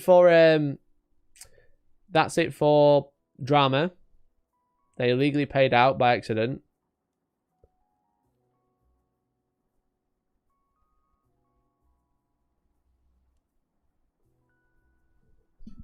Did you hear about the guy who spent like 4K on Nintendo shares to complain about Splatoon cosmetics in a shareholder telephone meeting? Oh, mate, that'd be so good. That'd be so good. That'd be so funny.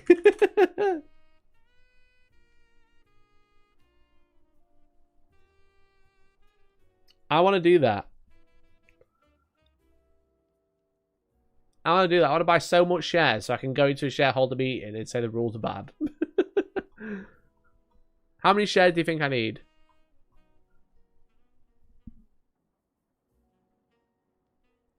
That's a great YouTube video right there. Imagine!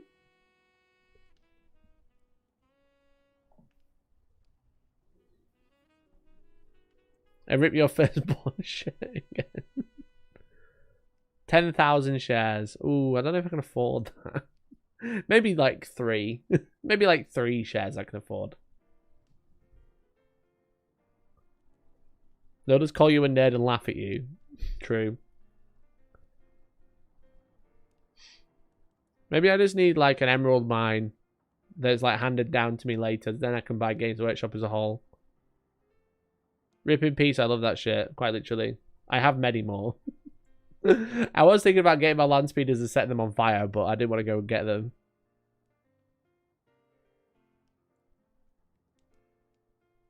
£10,000 shares, that's only a cool £1 million. Yeah, maybe I can buy like 3, 4, maybe at a push. If you get to 10 members, I might be able to buy 4. No promises. Call it X Workshop. Yeah, just call it X. Everything is X.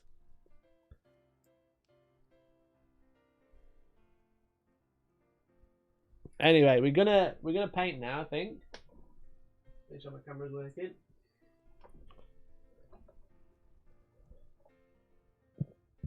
Your NPC content not bringing in enough bread to buy a majority stake. You know what? I was quite surprised that I didn't do much better.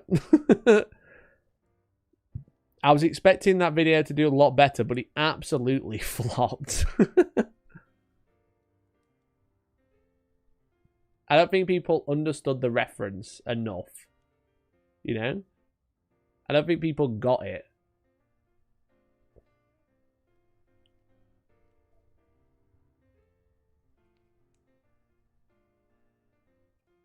An emerald mine owning self-made man who benefited from an apartheid regime. Yeah, if I was just one of those, then I could buy Games Workshop.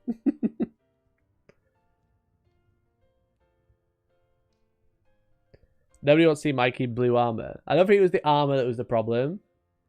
Something tells me it wasn't the armor that was the problem. I think it was just people didn't understand the reference. And that's the problem. Sometimes I'm just too funny for my own good. And I'm, you know, chronically online.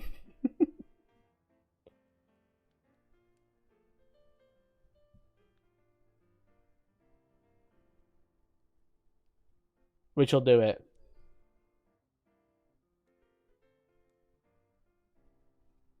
Am I out of touch? No, the children are wrong. It's true. It's true.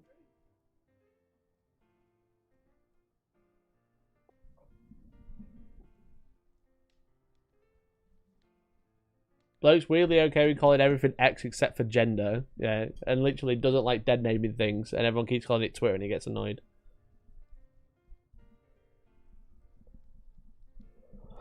Oh, what a cunt. I hate Twitter and I can't wait to come off it. I just want Twitter to die so I don't have to use it anymore. Because I just waste so much of my life on it. I just want it to die because I don't want to miss out. That's my problem. That's the problem I've got. I don't want to miss out, so I want the platform to die. I think that's reasonable. I think that's quite reasonable. It's just a shit website now.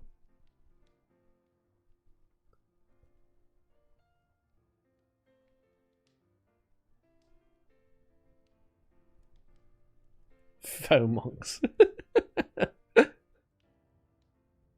X FOMO. I do get FOMO from X.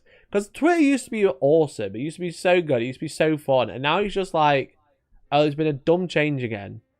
There's been this other dumb change that no one likes. There's been another dumb change that no one likes. And it's like, it's just annoying.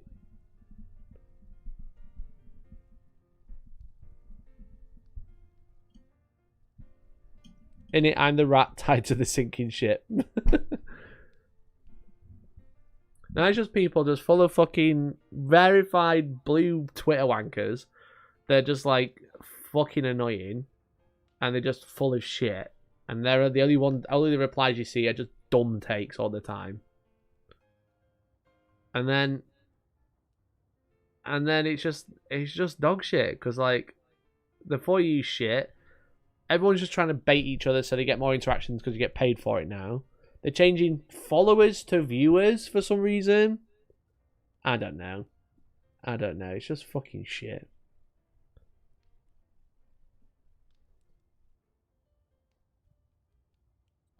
So he's being rebanned as X. I know, that's what we're talking about. An X is just... And the logo is just the Unicode, is it? Like this logo here is just like the Unicode. Like very generic X. It's not anything special. It's just the most generic thing you can get.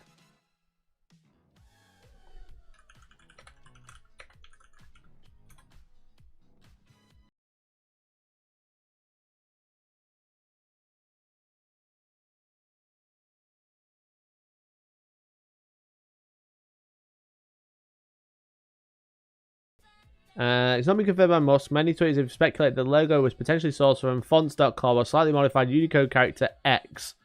Or it's taken from a logo design of a podcast that was sent to Musk. So it's just the most generic shit ever. It's so stupid. Imagine taking one of the most well-known brands ever and then being like, yeah, it's just going to be a Unicode character now.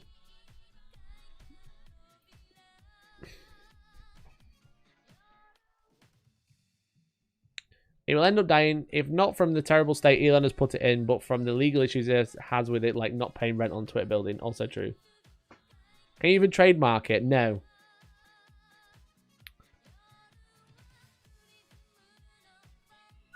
I like that the Wargaming community is pretty tight knit on Twitter and keep the weirdos away. Yeah, there's also some very weird people on there that just cosplay as Space Marines for some reason, role play as Space Marines, and they're just fucking all transphobes or racists or both. Does it have anything to do with Xbox? No, that's Microsoft. X Games, Red Bull, XXX, Pornhub. Cosplay. Sorry, I meant role play. I think it's probably because I saw your name. I meant role play as Space Marines on Twitter, and it's cringe. It's cringe and really just shit. But anyway, I need another drink, so I'm going to go grab a drink. So it's a good time for you guys to grab a drink as well. Yeah, I saw that Salastar as well. Muskie's suing the lawyers hired by Twitter to force the sale is even more hilarious because they basically charged something about like I watched a Legal Eagle video about it actually. There's like a fee that the company that forced Elon Musk to buy Twitter, they charged Twitter a fee for winning, which wasn't in the included contracts, and now he's trying to sue them for it.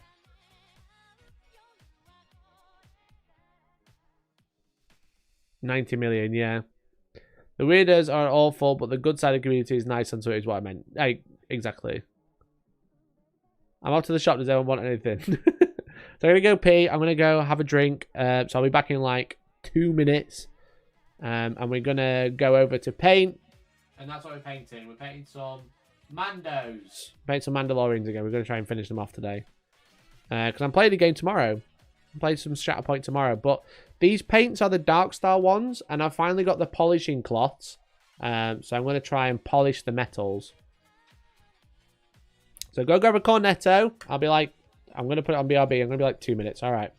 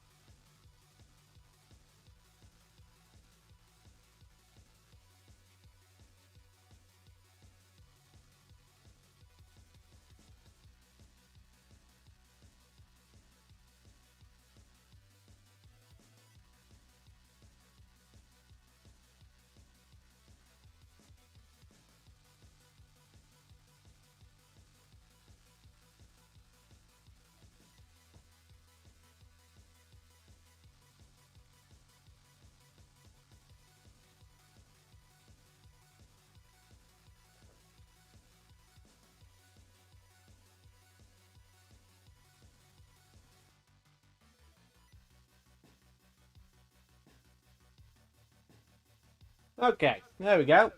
I'm back. Sorry about that. Let me just make sure my lights are in the right place. We've got that one and this one. What's...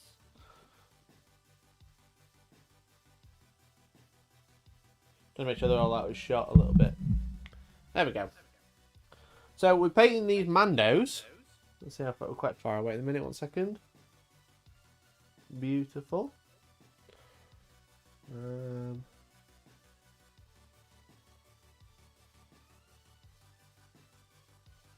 We're painting these Mandalorians today from Shatterpoint. Got a bit of an echo. I shouldn't have an echo.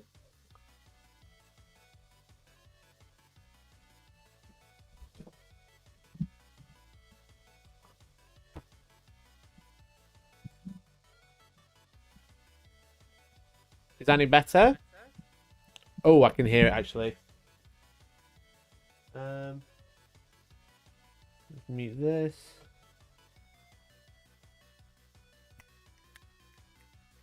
I'll work out where the sound's coming from. Check.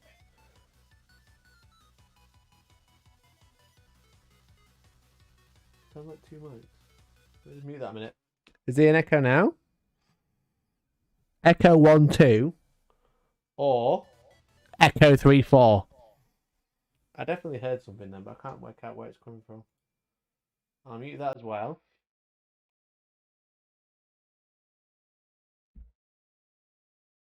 Cheers, Exeter Cosplay. Thanks for tuning in, buddy. 1, 2 is way better. Okay, yeah, so it's something... I think it might be coming through the camera software I've got open. Is that better now? Is there any echo now? I think I fixed it. I think I fixed it now. Let me know if that sounds better overall.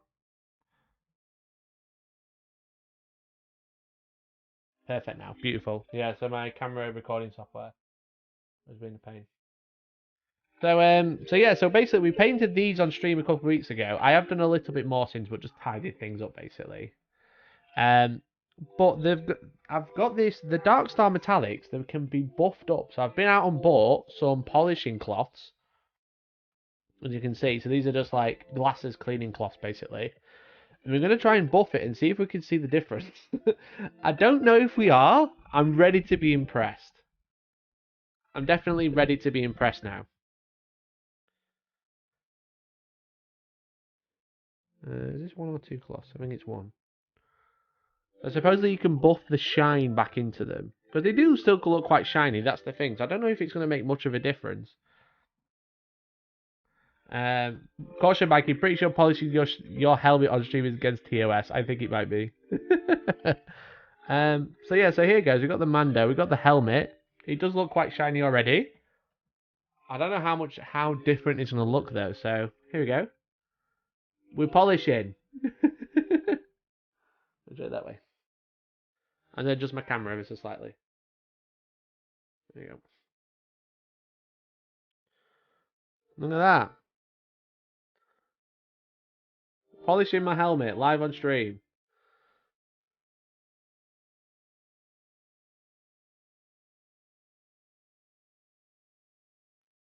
It does look a bit.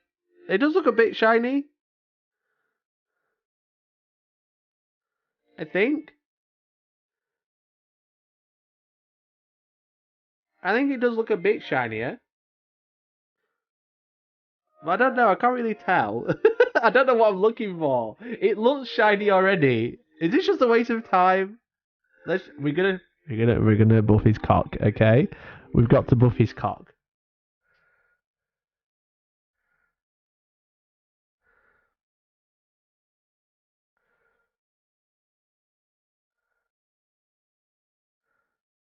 Lads, it's rubbing the paint off. I don't. Is it? I should be expecting. Aren't you just rubbing off wash? I've recess shaded it.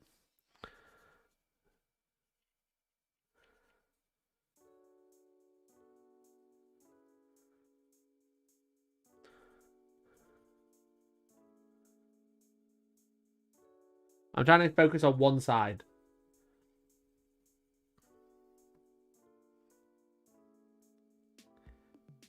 It does look a little bit more reflective on this side, actually. If we zoom right in.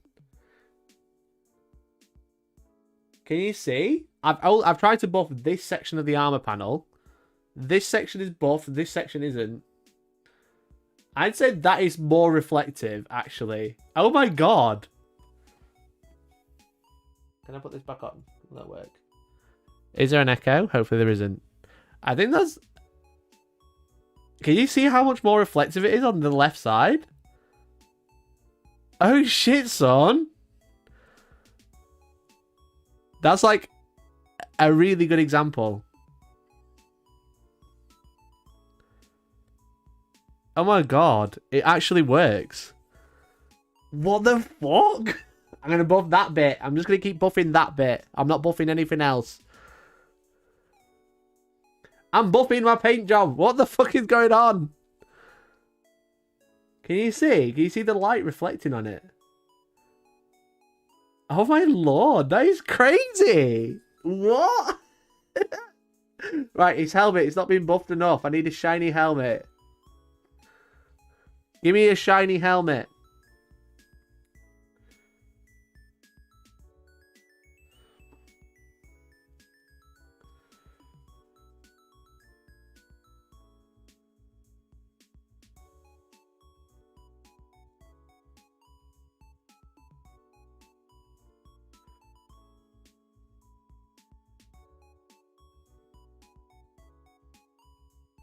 I am honestly surprised. I don't know how it could... It's actually way more reflective. That is crazy.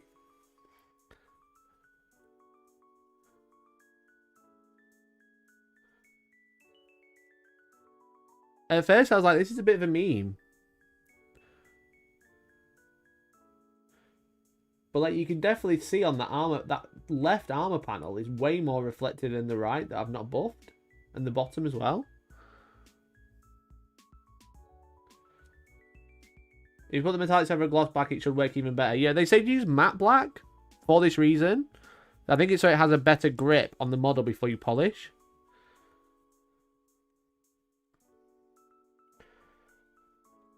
Let's see if we can get it all really shiny on the front. Or maybe just across the top. Yeah, we'll focus on the top. It's really hard to buff there because it's so small.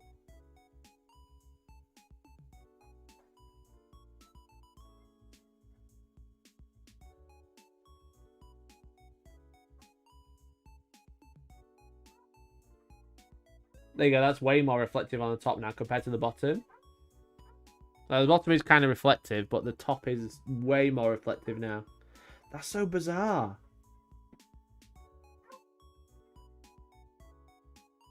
Can you show it versus the other minis side by side? So the other minis, like the chest plate there, look, is the same colour. Her breastplate. They're not all the same. Sadly, I should have done it with two exactly the same minis, but... Like the chest plate here is way less shiny. This is way shinier, I think. Is the update out? Is the FAQ out? If the FAQ comes out live on stream, that's going to be sick. Cult Ambush says Holy Within 3. Is it only in the app? My phone.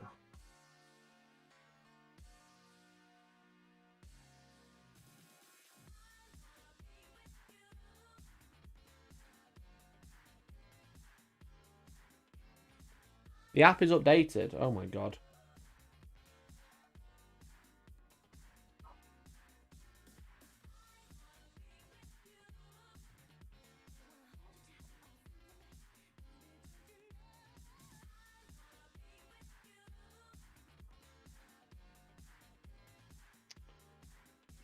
Index. Imperial Knights. Army rules. Code Chivalric. That's still the same for me.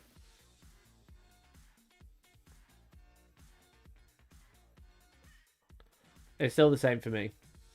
And I can't update it as of yet.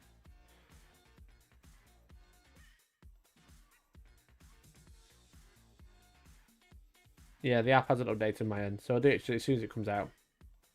That does mean it's coming out today, though, right?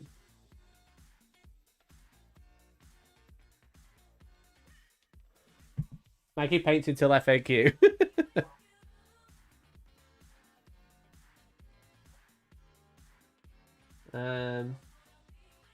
If anyone's on iPhone and it updates, let me know. Or we'll just wait for the Or we'll just wait for the document, because that should be out today.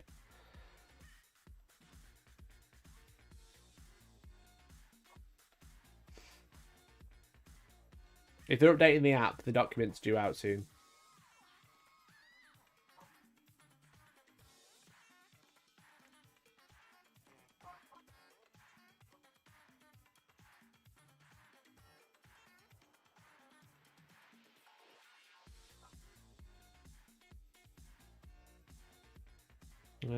Nothing there. Do they have an FAQ section, or is it just downloads? So it used to be FAQ, but don't think they have that anymore.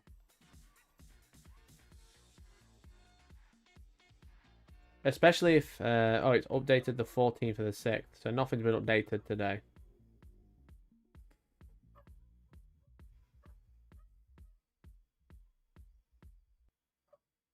Yeah, nothing's been updated yet. Manual update on iOS. Yeah, I've just checked. There's nothing there.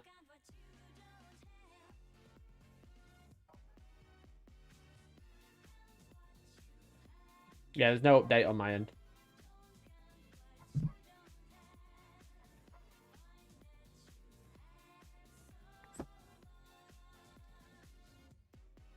Anyway, where were we? Oh yeah, I was buffing a helmet. Let's try on his hand.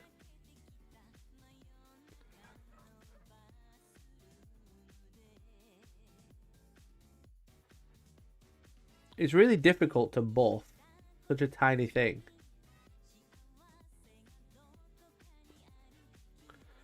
I guess this might be a reason why you want to do all the buffing before you do the rest of the painting.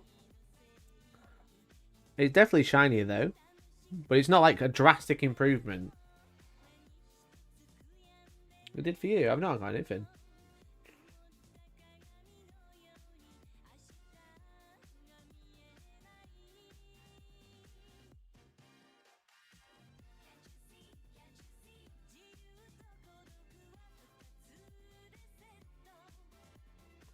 So yeah, look, this is the main one. Oath ability. Reroll a single hit roll of 1 and a single wound roll of 1. Brutal.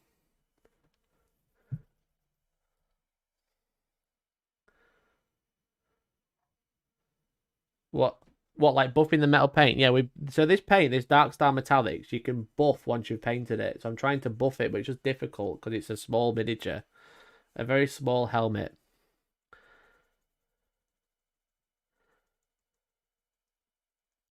We're trying to make it like glossy, but I don't know how long you're supposed to go for. It does definitely look more metallic or more reflective. Like, so that's the back. I'm going to buff one side. I'm going to buff the right side. Really hard buffing something so small. God damn it. The problem is without a changelog, Joel, is that we're only going to be able to like find a couple of them, so we may as well just wait for the PDF. But we know the updates today then. Like that does that look shinier, the right side compared to the left? It does a bit.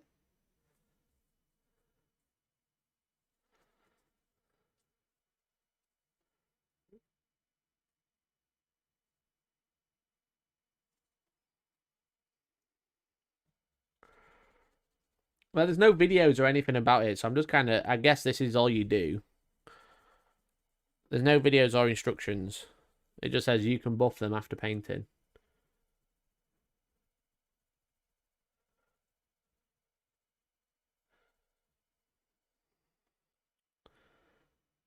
It does look kind of reflective. I've also peeled the paint a little bit. I've buffed it so much the paint's come off. It does look a bit more reflective. It is definitely catching the light a bit more. But I don't know. Is it worth it? Is it worth going through this to buff it? Maybe? Like, the chest plate looks mint. The chest plate looks really good compared to this one of Bo-Katan. Like, it does look way more reflective. But it's not varnished yet. So as soon as I varnish it, the reflectiveness is going to die anyway. And again, I've buffed it so much the paint's come off.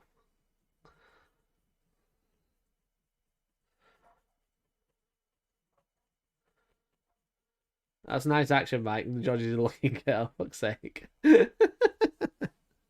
Well done. Well done. Yeah, just like the helmet looks a bit more. It does look like I want it to.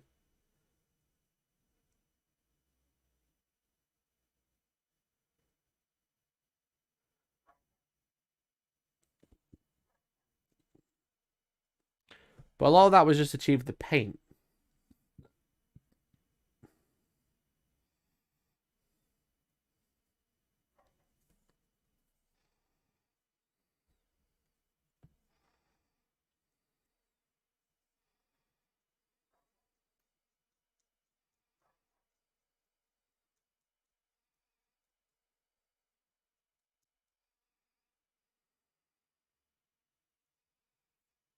Vertang got fixed. We start your next command phase. Interesting.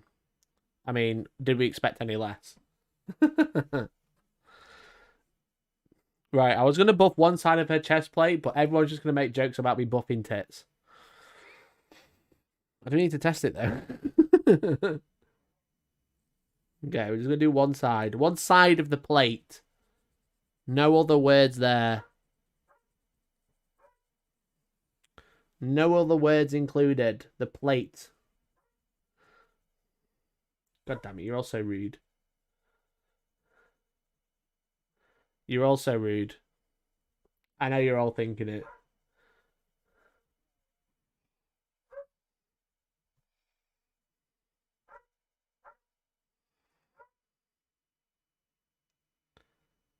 Does it look more reflective, or am I gaslighting myself now?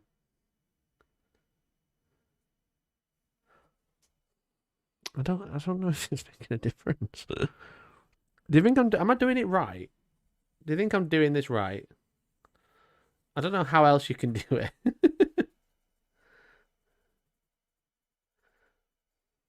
He says use water. He says use like some special liquid. No, stop it. The metallics look good, but I don't know if the buffing's doing. Is the buffing doing anything? I don't know. It was really nice to see them use. What do they look like on Custodes, tanks, and dredge? Yeah, they look great on those. I wonder if it works better on like a larger surface.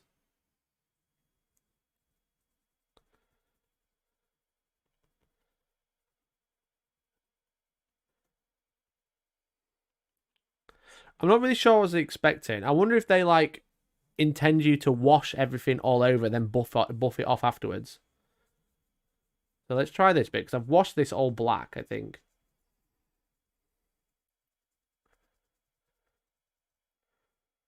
Even then, that doesn't make much of a difference.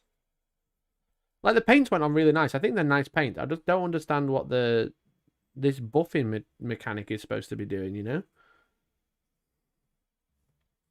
Like, I think it worked really well on his chest plate. Everywhere I didn't.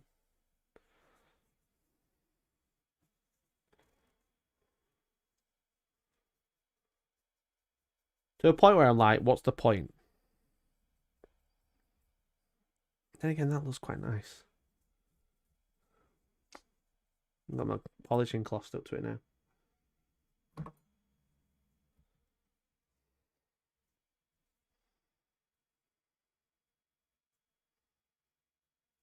Yeah, so maybe it worked really well on him.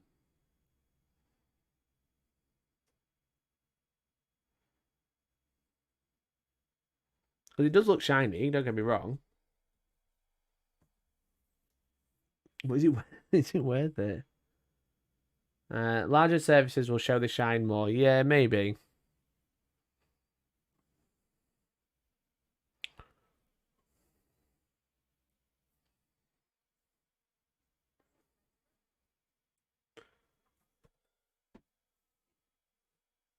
I think they're slightly shinier, but it's adding an extra step that will be minimally noticeable after a varnish. Yeah, like I think the metallic, the colors are really nice. Like when I painted them, they went on really nicely.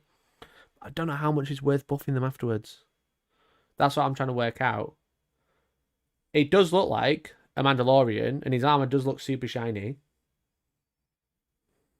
Is it worth it? That's what I've got to kind of like work out. Is it worth bothering?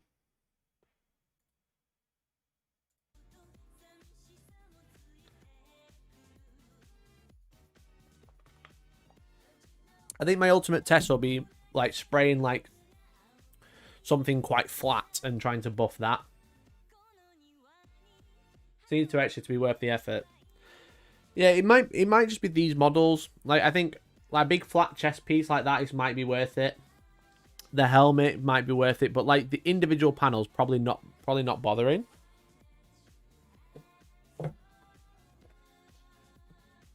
So anyway, we'll get that Mandalorian done. Let's get it sprayed up. Painted up, sorry. This is the one we're using.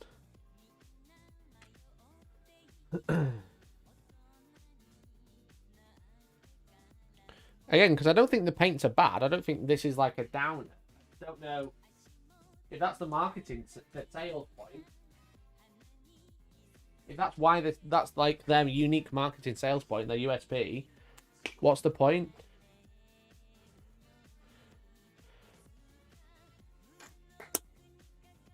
Because I think they went on really nicely, but I don't think you need to do anything else. I don't think you need to buff them afterwards. I don't think it does much.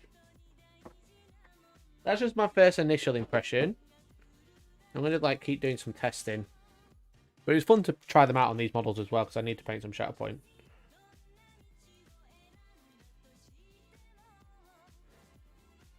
You should polish them and then give them a matte varnish.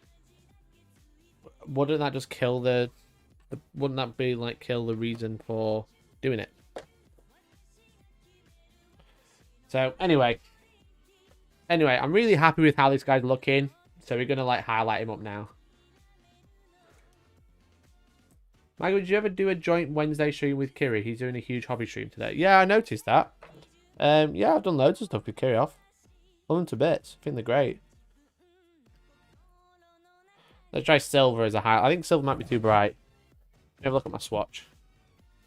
We use pewter, I think. Silver as an edge highlight might be okay.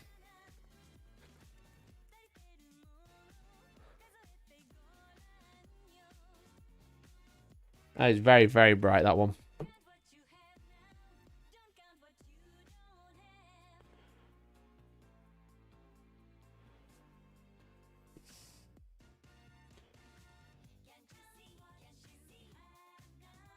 It looks almost white, that colour.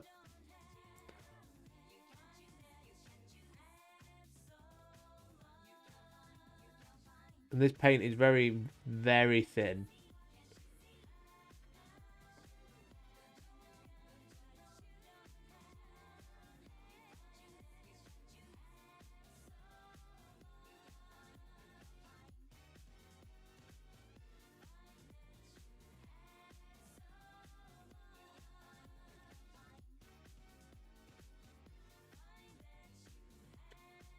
Very, very thin, clearly. God damn it.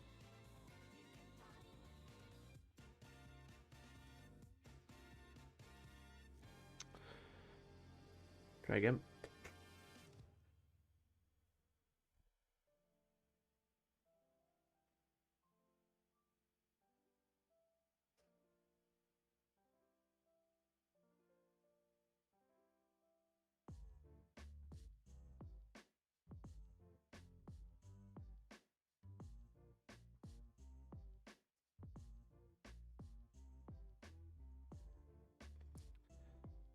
I don't think an edge highlight's worth it with this. I think it's too thin. Let me try bright steel. Where's bright steel? There it is. I'm still wearing mine somewhere out of stock. I love lots of paint.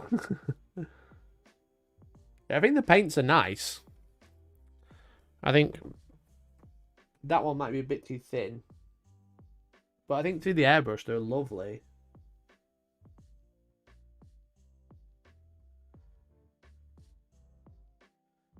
I just don't understand this buffing technique.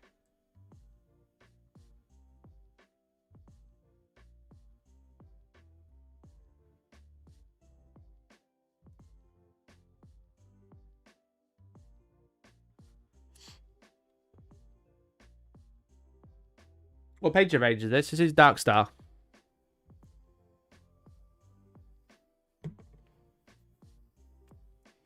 They sent me a set, so I'm trying it out. Seeing what I think. I don't know if it's worth the highlight because it's so reflective. Maybe just to neaten up some of the overspill that we've got. Where I've smudged.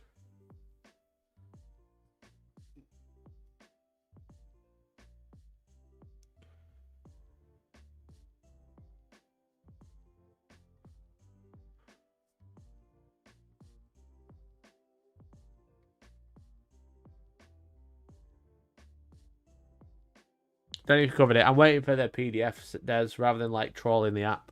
Because as soon as I finish trolling the app, the PDF will come out. I've seen the Knights one though.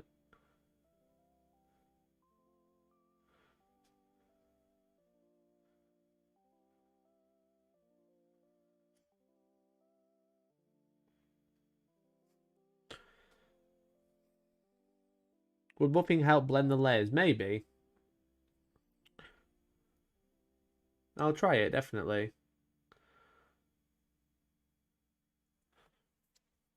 But like, I think that I just don't know what I'm supposed to be achieving with the buffing. I think that's the problem. I don't know what I'm expecting, you know? And I don't know if it's making that much of a difference, because either it doesn't make that much of a difference or I'm doing it wrong.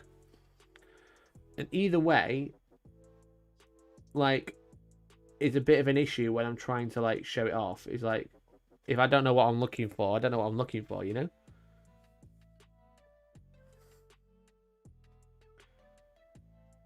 Like, is it not going shiny because I'm doing it wrong? Or is it just not going shiny because there's no shine left because it's already quite shiny?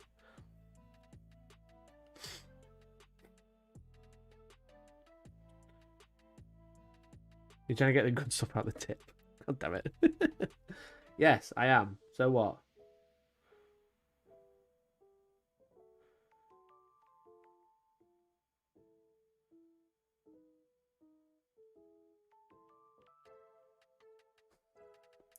I don't want to make like a video being like, the buffing's really shit and I've done it all wrong. So I'm going to have to ask them.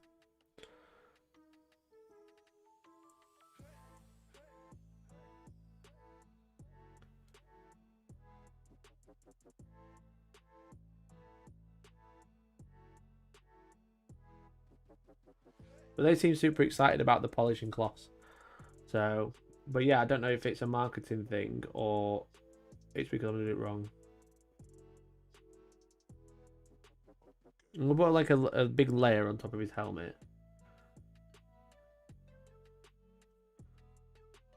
Maybe not that big of a layer.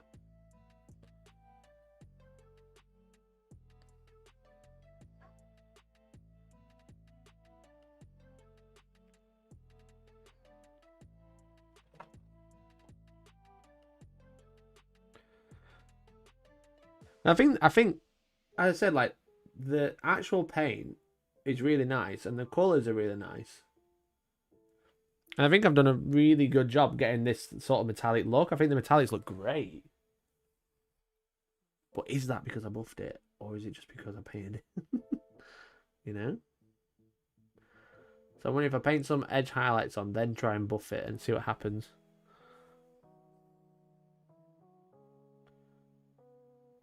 Because like I buffed it there and I rubbed the paint off. You know? Like there, the paint's rubbed off.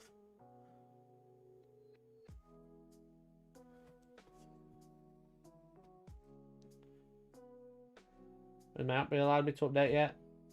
Don't think so.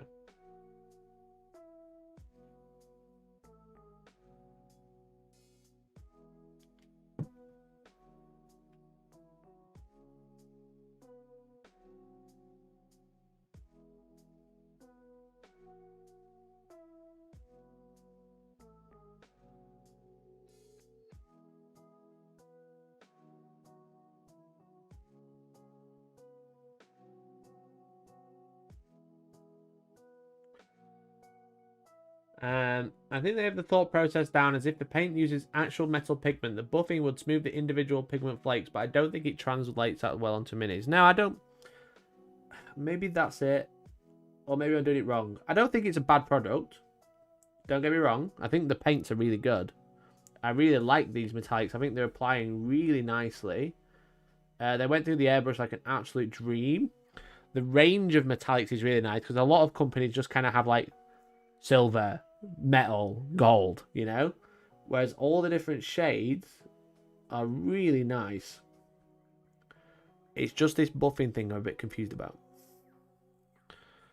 I'm going down tomorrow, so I'm going to try and ask them. I'll take this mini with me. I'll be like, show me what to do. Maybe I'll film it on my phone. But I think the metallic, the paints are nice. I just don't understand this buffing thing.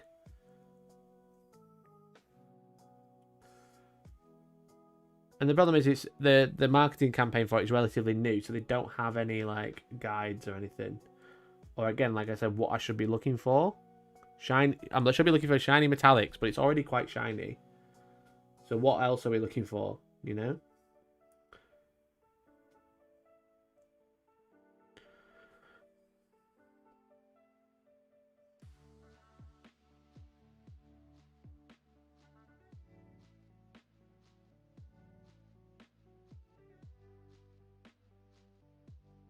Because I think, for a Mandalorian,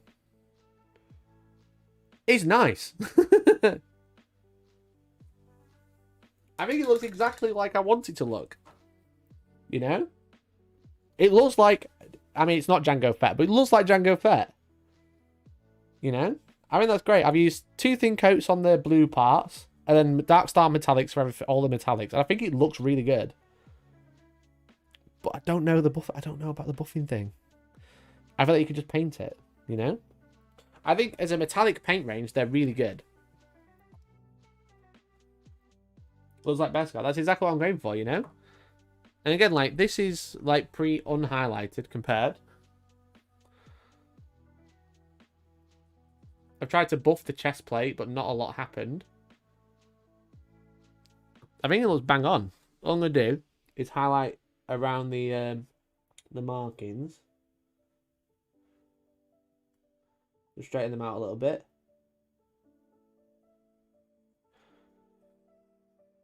I like the warmness of this colour. It's quite a nice warm silver.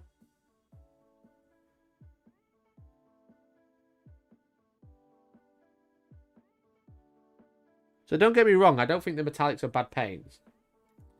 But I think the colours look nice. I like the highlights. The highlights are really nice and subtle. We could even go a little bit more, like especially around here where I wash most of it off. Maybe not that much.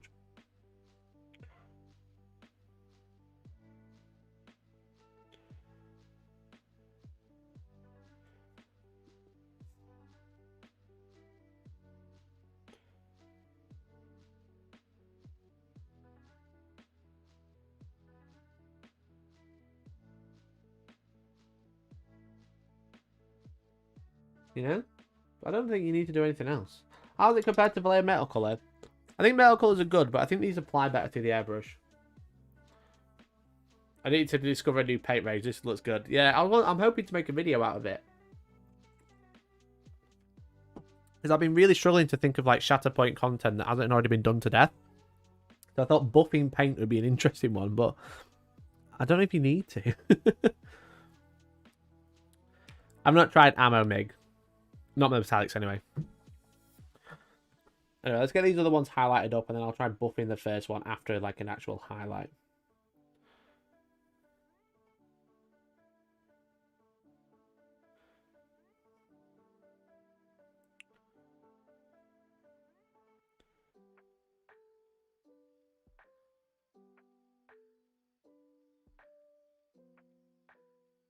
Stop it, Dirty Thought is in the chat.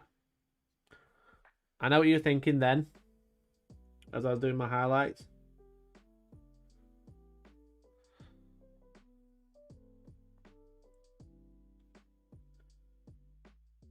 So this section has all black wash on it. So it's probably going to look a bit weird compared to not the other one. But we're just trying to get like some really subtle highlights on it. Because this paint is really nice and thin, which is probably great for airbrushing. For applying, like a layer would be really shit. But for highlighting, for doing like blended highlights, it's really nice. Because you can just smooth it over and it looks kind of like, just gives it that nice sheen on the edge. Like same here. We'll like edge highlight around there. And then we'll just drag some lines from the top. It makes it look really subtle. Beard cam. That's my hair cam, it's not beard cam. You can't get to get my beard in, my beard would have to be all the way over here. Definitely a hair cam.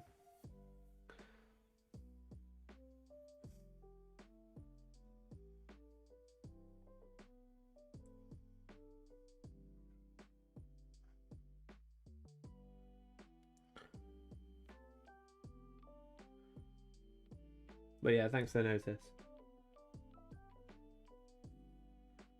So, yeah, I think they are really nice paints to work with. I just don't, again, I know I've said it a couple of times now, but I just don't understand this buffing malarkey.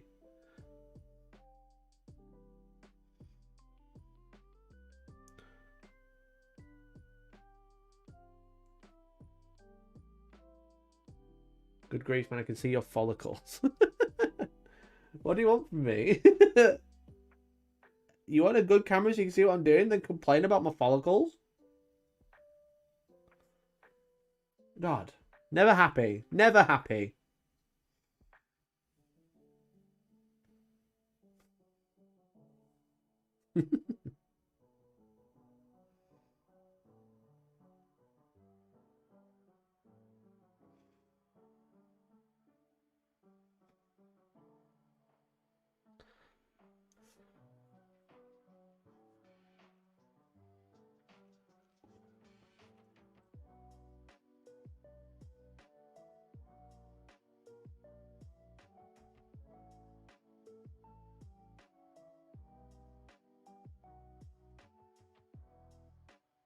Love complaining. Do you have anything new painting queue for any open? No, I don't, mate. All done, mate. I'm probably just going to run a similar list I ran the other day against Tom. I don't have time to get anything else done.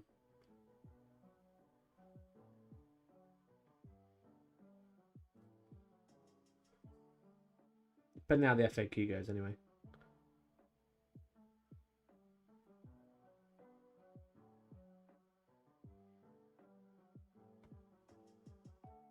When you get the next Zelda stream. I don't think there will be one, because the first one did alright, but the second one did really poorly, sadly. And again, I'm not a Zelda channel. It's hard to break out sometimes. I did really enjoy playing Zelda on release day, though. I haven't nearly finished it, though. I'm at the last boss. But I've been playing Majora's Mask on my DS.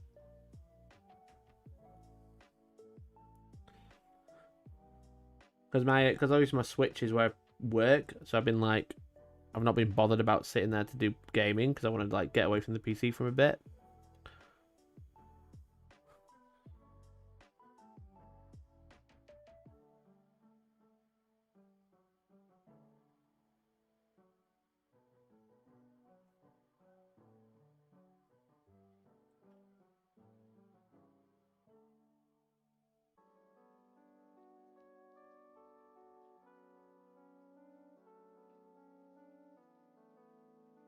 There's a bottom of a gun. Smash a couple of highlights on there. So they do apply really nicely. They are good paints. I don't understand what they were trying to achieve.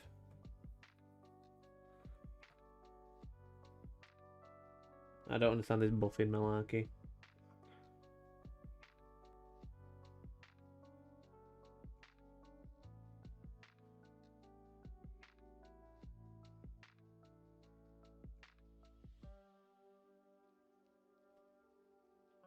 So I'm going to highlight this one, then we're going to try and buff in the original one again.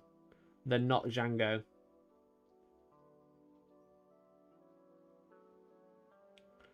I need to work out how I'm going to base them.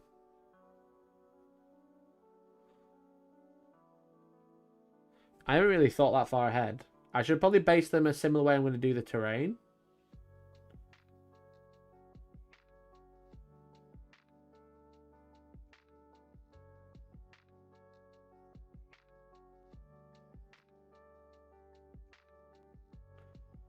But I don't know how I'm going to do that yet. I don't know how I want to paint the terrain. I think a lot of people have gone for the the Tatooine vibe. Yeah, a lot of people have gone for like Tatooine's version, which is cool. It's also what everyone else is doing, so I don't know. Any Open is a Northeast Open. It's a tournament in Newcastle that's happening this weekend.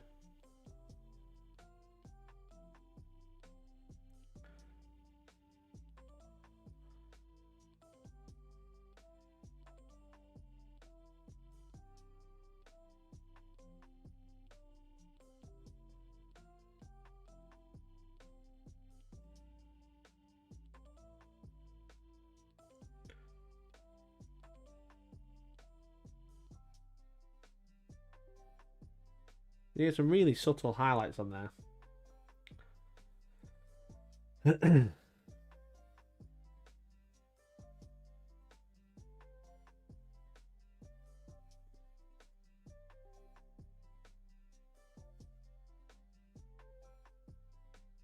So I realise I've not highlighted this one with the airbrush very much, but the bright silver is still going on really nice in a way that doesn't look quite jarring, like you get with a lot of metallic paints.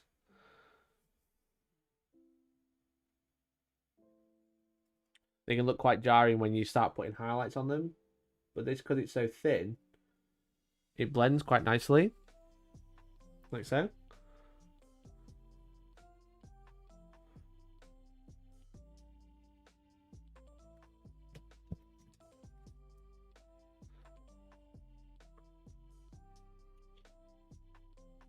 Well, this is the one. This is the boy. We're going to buff his helmet even more.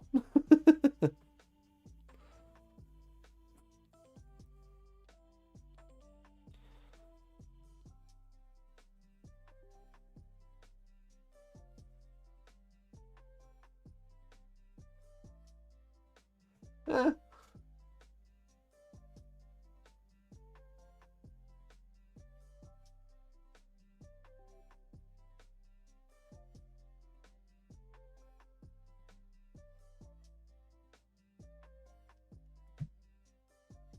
Water based on Mon Calamari. That would be quite good, actually.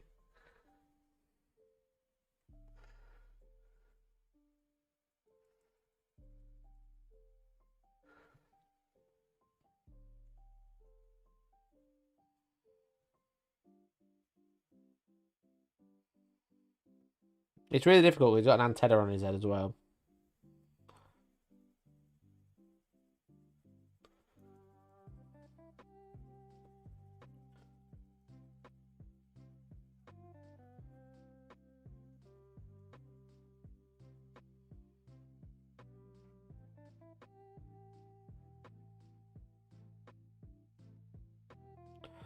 It does look quite shiny. I think that's him about done though, isn't it? I think that's him done. Does he need anything else? Except for his base?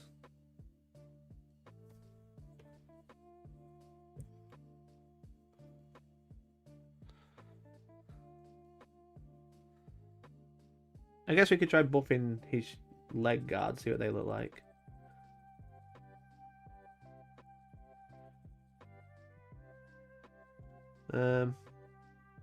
Not very different. I don't know if I'm gaslighting myself, and I don't know which way anymore.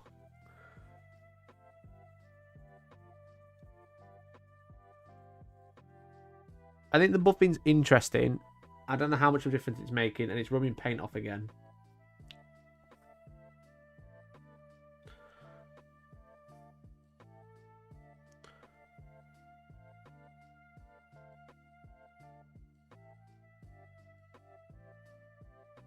So I think I'm just going to leave him as that.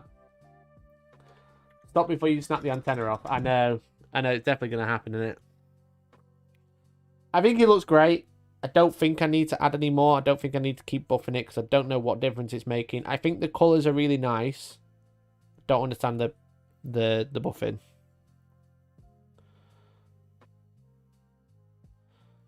I think it looks exactly like I want it to. It looks exactly like Beskar. So yeah, so let's go to the other two. So I was doing the white. I was starting to add the white helmets because obviously they have white all over these.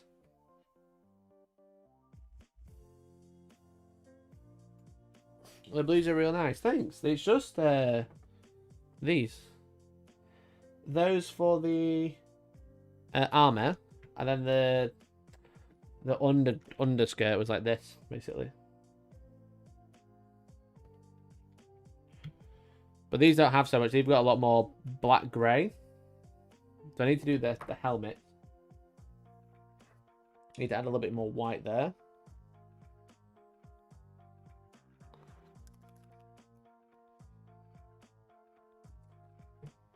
Cheers, guys.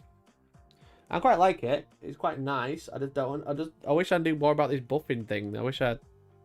It makes me feel a bit dumb. It makes me feel like I'm doing something wrong, but I don't know what the problem is. You know. I don't know what I'm supposed to be achieving. It already looks shiny. Can it get any shinier?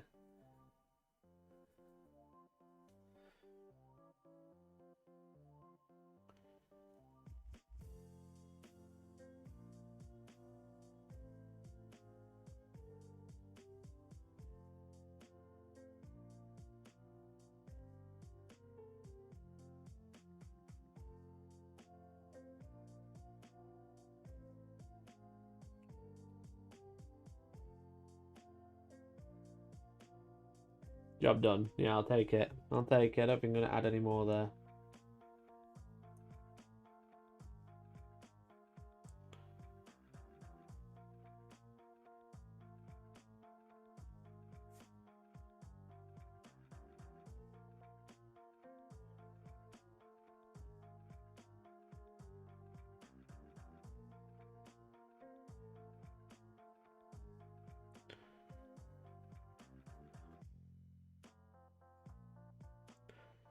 I had to paint white over his little bitch.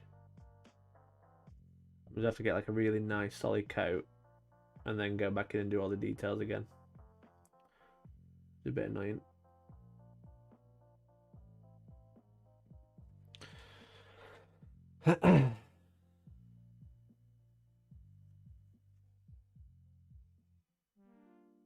You did a superb job. If they do show you how the buffing is supposed to be done, how long is it before people start taking card buffers to wax the minis? Imagine, get a fucking drill out and start buffing everything. That'd be so funny.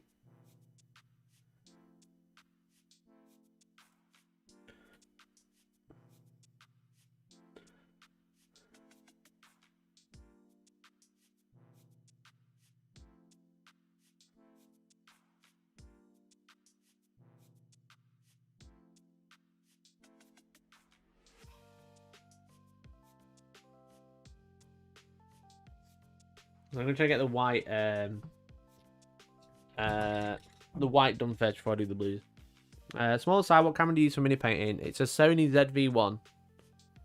The webcam I use is cheap and bad. It's not a webcam. It's a like a digital camera. It's like a point and shoot, but it's not a webcam. I use a webcam from my face. That's a C920. They're all right. I used those years ago. But now this is like a. What's that? There you go. It's like a proper a real camera, you know. Webcams are fine. You just have to get them close and have good lighting. So if you have really good lighting, they'll look great. If you don't have good lighting, they won't look great. Yeah, it's not a cheap camera. But I use it for filming, so. Like a lot, I've got a video that's coming out later today where I've been printing this thing. And I filmed it all in 4K, so it's a 4K camera, so it'll last you a long time. But I was looking at this model and a couple of others. But yeah, it's all filmed in 4K now. Just so I can like do nice zooms.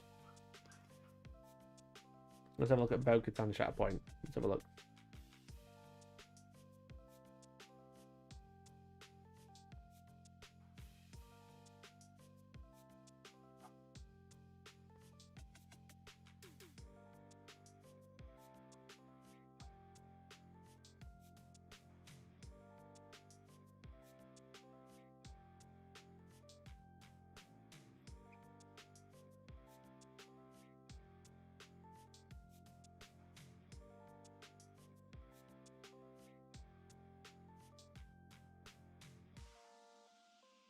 Today the Warhammer app, and the Death Corps crew can equip their med pack. I mean, yeah, it was dumb that they couldn't.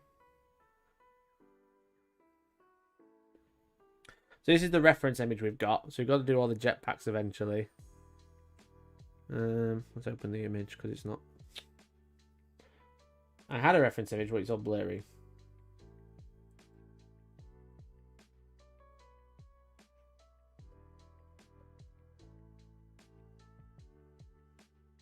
So like this is the reference image we've got. So we need to do the lights on the chest as well. Well, they've done the middle brown. Interesting. We can do that.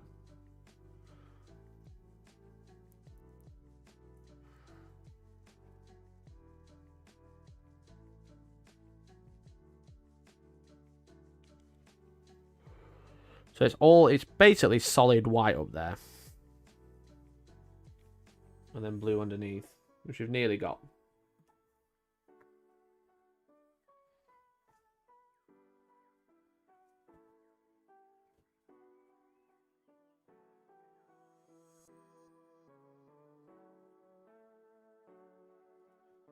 I have a bit of paralysis on what unit to buy next for my Marine army. Any recommendations? I'll be honest, mate. If you're looking for recommendations, the Plasma Inceptors that I used the other night were absolutely astonishingly good. I really like the Plasma Inceptors. So if you don't have any, I would highly recommend some. They're quite cool models, and they just perform really well in the tabletop as well, which is always nice.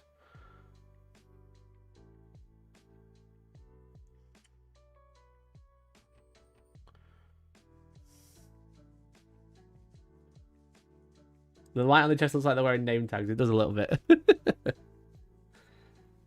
she's got a white bit in there.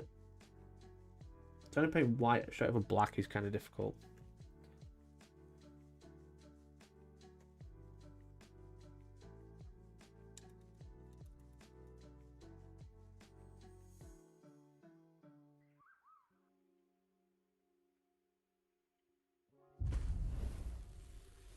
Hey, Mercenary, thanks for the gifted, brother. Appreciate the gifted, man. That's very kind of you. Gifted member. Let's go, baby. Up to 9 now. You only need one more. MB, make sure you say thanks to Mercenary Q. You're a freeloader now, so make sure you join the Discord too. Do I need a bit of Apothecary White over it, maybe? Oh, you're a star, mate. Thank you. Cheers, Mercenary. You're a babe. Be like Mercenary. Support the channel. We made the goal. Let's go, baby. There you go. It's updated.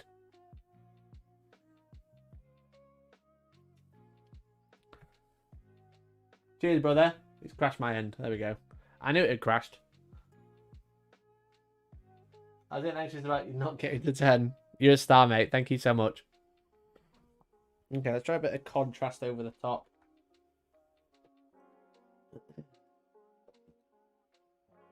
Where's Apothecary White? Briar Queen Chill. No. Apothecary White. Nowhere. There it is. Do I look like it's made of bloody money? You're a swan. You're literally owned by the king. You clearly have loads of money.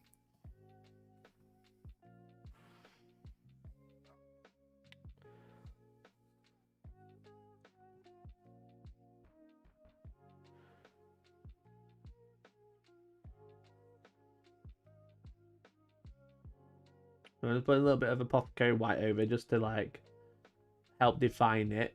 It dulls down the white and then we can edge highlight again.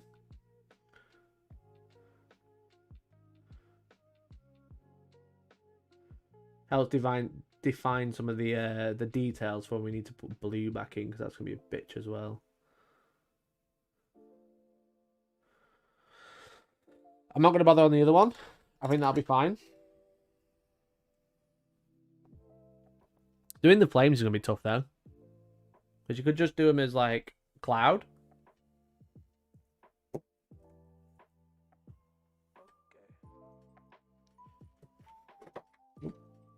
You could do it as just cloud, or you could do it as like fire. I'm not really sure.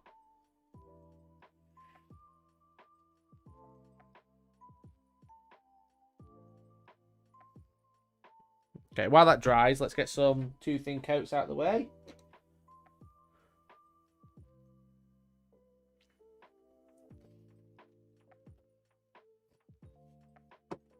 For the...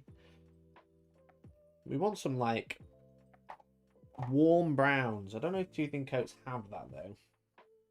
Not the first range, anyway.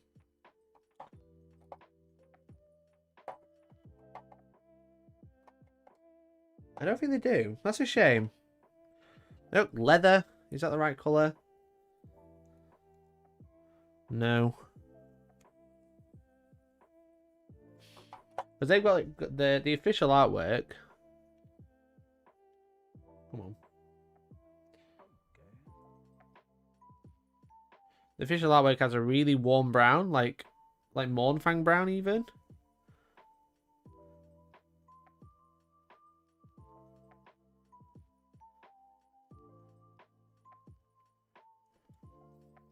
I don't think they have one. That's a shame. I wonder if they have one in Wave 2. But they don't have that sort of colour in the first range for 2 thin coats. That's not quite the right brown. Like, the brown I want is Scrag Brown. But not that one. I wonder if TT Combat have one. Let's have a look.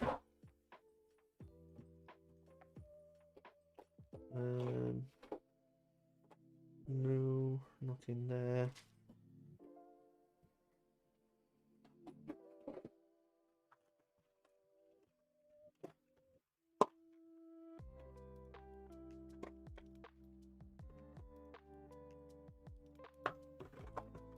It's like an orange brown.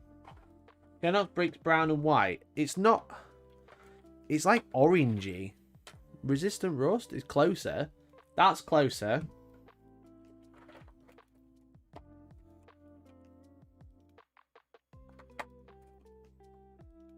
Matte brown looks like poo.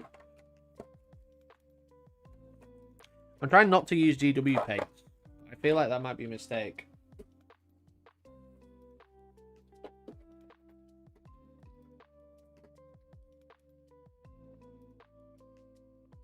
It's like a yellowy brown, you know?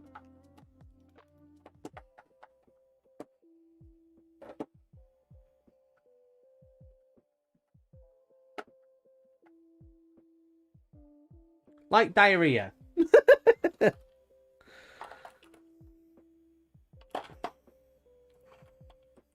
And maybe Venetian tan. Maybe those two mixed together. Maybe these two with some brown wash. Let's try it. Oh, shit.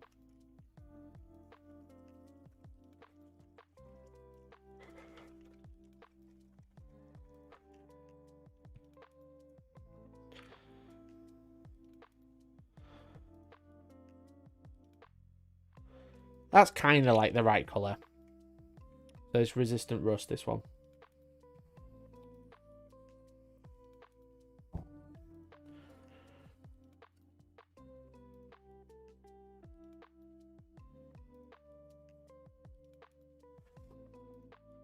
That's the middle belt section we're trying to paint.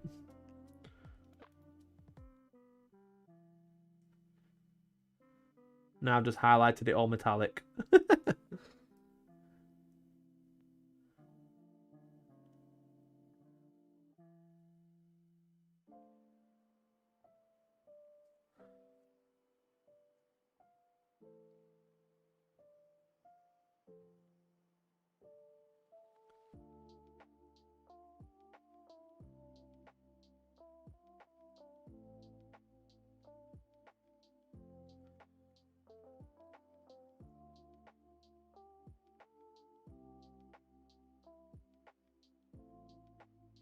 Yeah, that's the one.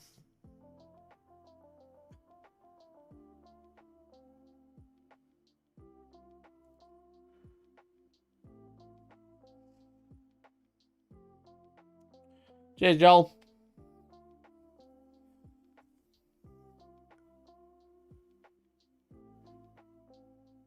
It's good because I was kind of annoyed about this middle bit because it had blue on it. I forgot it's going to be brown.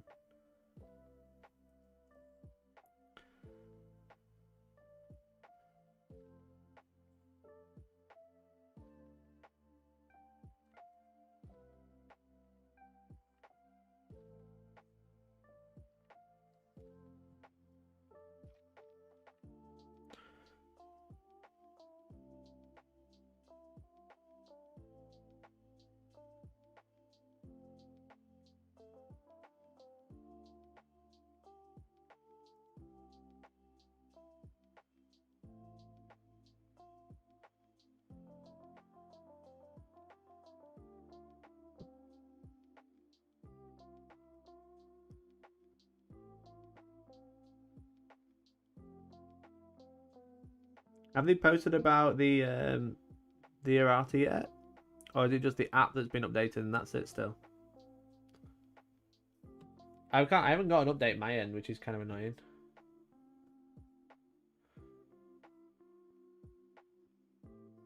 Oops, I just pressed update all. There you go. I've still had nothing. Battlescribe updated. Yeah, I'm not going to be using Battlescribe. They are dog shit.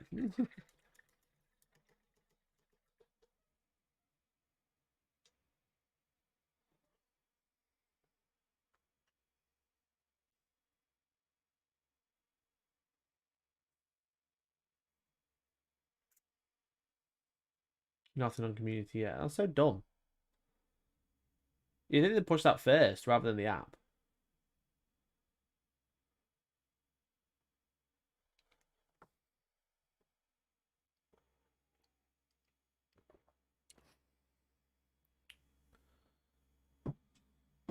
Just realised why mine wasn't updated. Needed iOS 16.4 or later.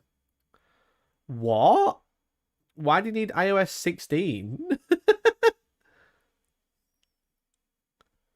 Mine's on iOS 16.3. So I have to update my phone to get a fucking update. That's so dumb. The app does not need an update. What the fuck are they playing at?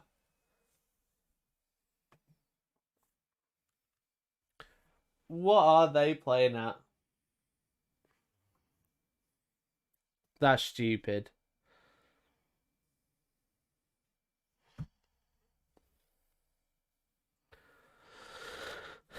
That is honestly crazy. Honestly crazy talk.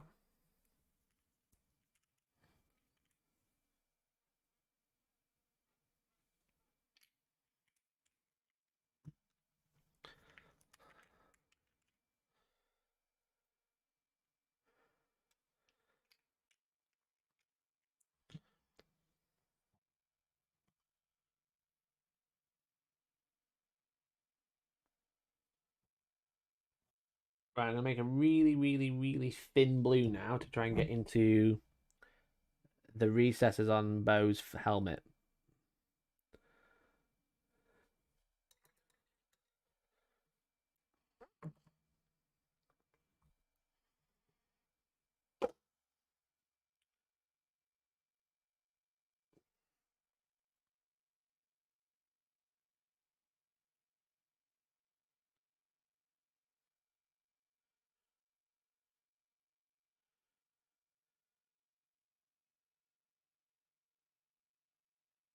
And then I'll highlight with white afterwards. We're trying to paint in while the details have are like indented, so you don't have to freehand, which is really cool. It's they're so minute that trying to paint in them without touching anything else will be a pain. And whilst I think I'm an alright painter, I'm not that good. I have to paint them in like that, and then go back and fix it. The 40K app doesn't work on my iPad at all because I can't update iOS anymore. What iPad have you got? But that's stupid. I don't know why you need 16.4 to run an app. Run an app that just looks at things. That's crazy.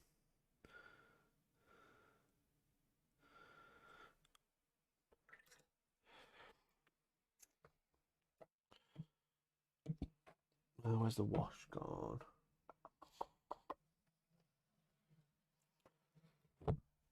Excuse me.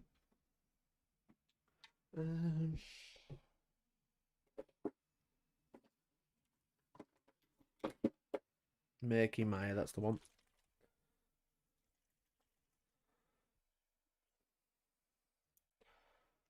iPad Air 2. That's one I've got as well. I've got the Air 2.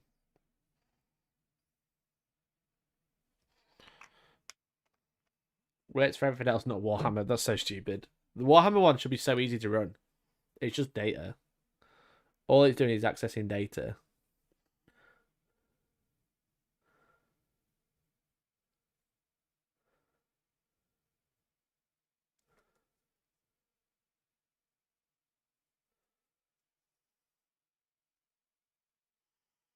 The only ones that should have to use like latest iOS is like fucking games. You know? Mobile games. The latest Tacticus update.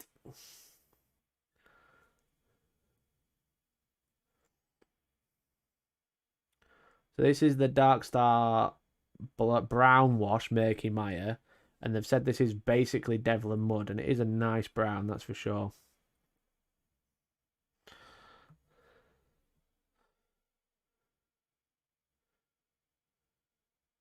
Exactly the vibe I'm going for these anyway.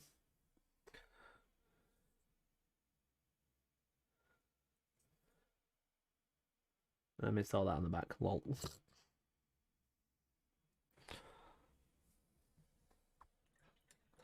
Text files. Yeah, literally just reading text files. That's all it's doing. Why does it need 16.4? These mandos look good. Thanks, brother.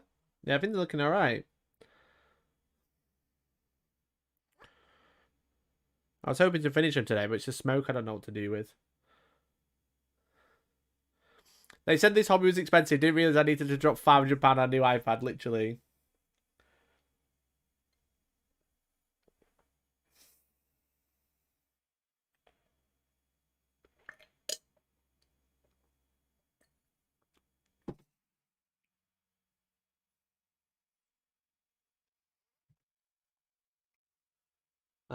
I have an old iPad I use for comics all legit, and that's basically a brick. Yeah, the iPad Air 2. To be fair, I've had that for what? Must be like 8 years or something. It's done me really well. It's the one I use at the studio. Now it's basically a Stream Deck. There's a new app for Elgato Stream Decks, which basically turns your iPad into a Stream Deck, and it was actually really reasonably priced. It used to be like a month. I know not many people care about this aspect, but it used to be a monthly cost, but now they've updated it so you can buy a lifetime license. So I did the other day. So it's basically just a fucking Stream Deck, £500 iPad Stream Deck. It's quite funny. Okay, so I've got to get in and try and fucking highlight this helmet now. Should I do the middle first as well and then do what I should now? I should do the middle first, like the visor. I care I stream, yeah. So Elgato Stream Deck app's really good, basically. You get 6 free buttons for free. But I bought it so you can have 128 buttons.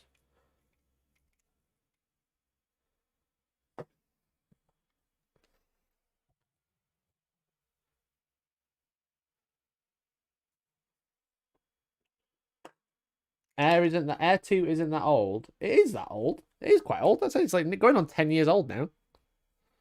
But still. It's done really well.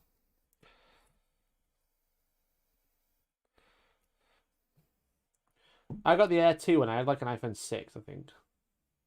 I got an iPhone 12 now. Maybe I had the iPhone 5 when I got it.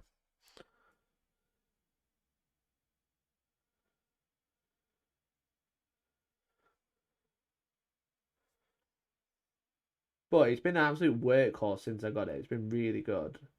But essentially, it got relegated to just being a chatbot. Just because I got a computer at home. I don't need an iPad. I got a computer and a laptop. But now it can run Stream Deck. It's essentially a Stream Deck.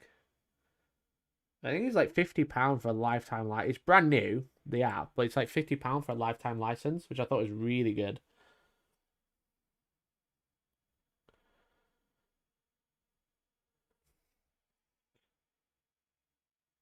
And then before, it's like £8 a month or something. It's like, no, I'm not paying that.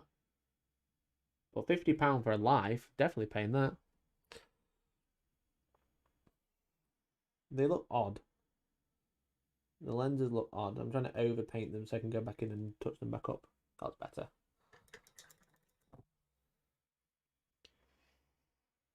Barb's got nerfed. Oh, I wish I could fucking look now. I can't see anything. So I need to update my fucking phone. That's so dumb. Why do I need to update my phone to use a fucking shitty app? God damn it.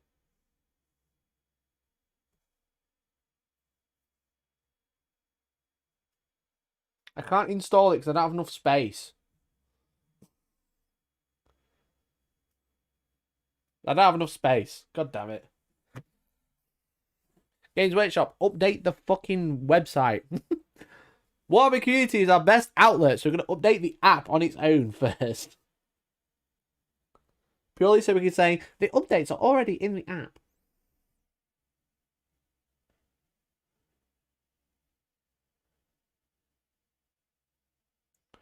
Fucking bastards.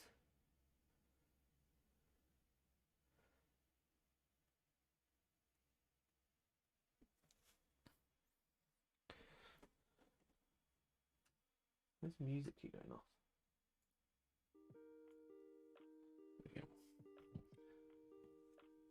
I was thinking my Air 2 is modern iPad because my other one is an iPad 2. Yeah, the iPad Air 2 is quite old. I think they've done like they're all on like iPad Pros now.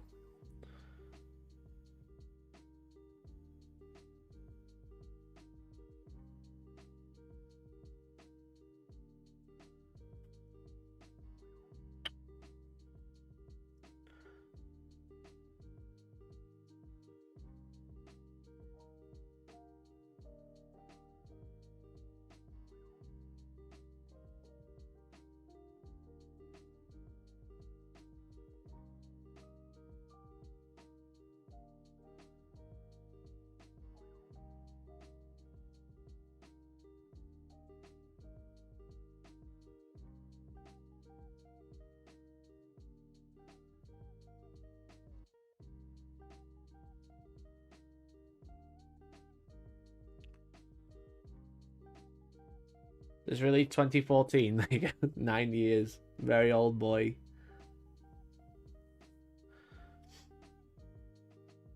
Okay. Right, I need to have a look at these fucking these details are killer.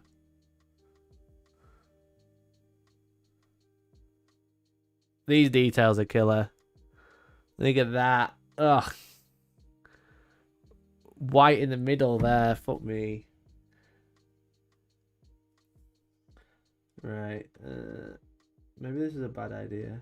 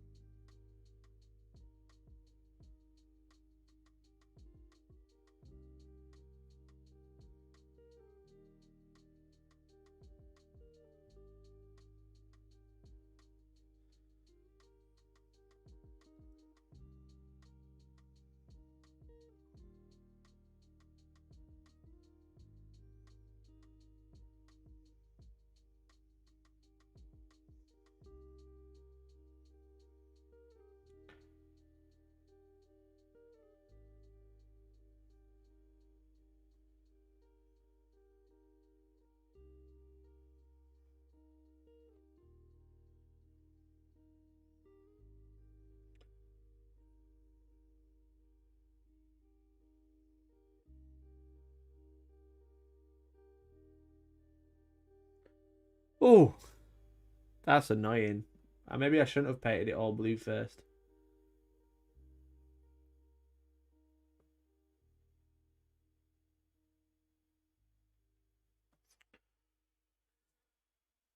Because now I'm having to go in and like paint over those bits.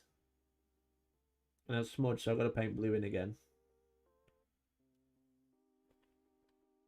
That is tight. I hate painting white. Because you always want it to look pristine and it never does, no matter what you do. Unless you wear, fuck's sake. Unless you airbrush it all.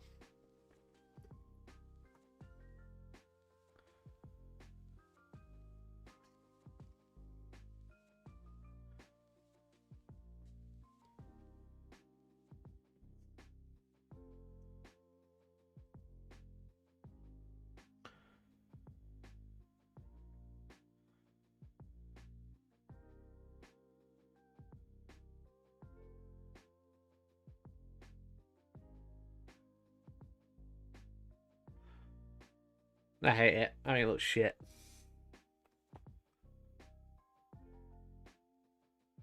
Oh, that looks shit. Fuck's sake.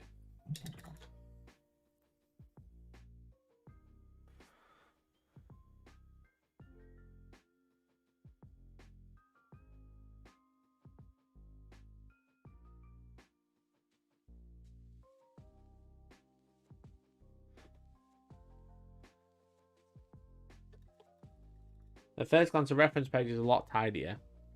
I wish I could know. Yeah, for God's sake, I'm gonna have to delete everything off my fucking phone. I do have like 9 million pictures, but you know. I like having 9 million pictures, you know?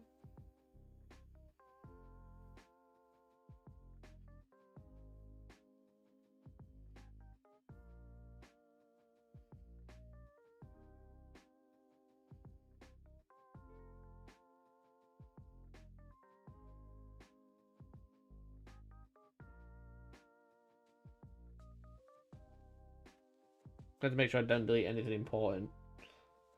Or 4 gigabyte though, fuck me.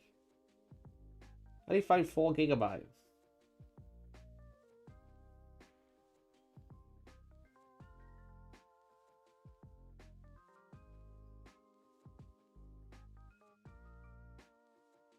Well, that's 600 pictures I've just deleted.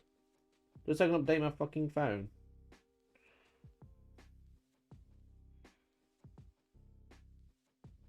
Videos.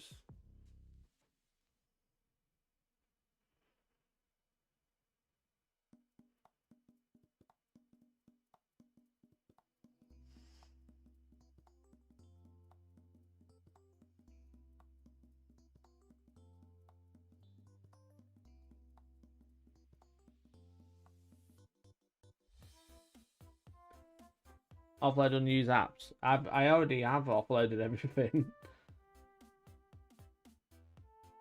Oh, I think I did it. Right, my phone's updating. Sound.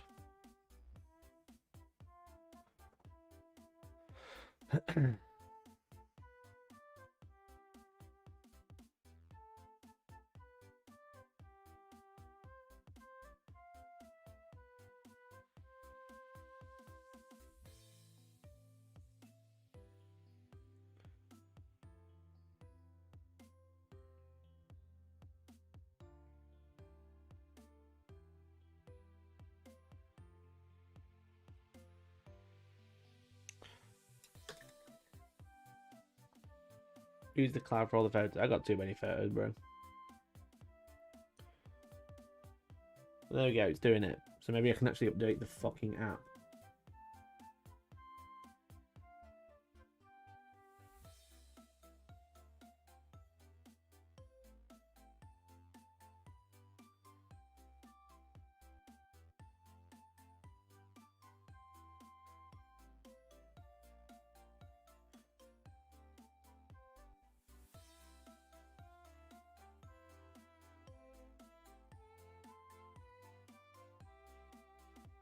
So if I'm quiet, I'm getting annoyed at this. I'm getting annoyed at the white painting. To the point where I'm like, I'm just going to strip it. I'm going to strip it all. Fuck it.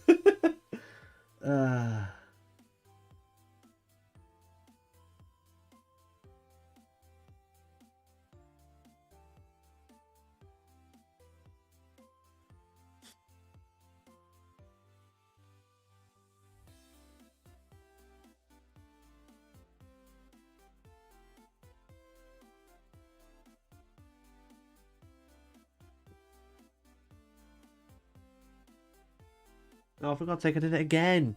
Every time I get close, I fuck it up.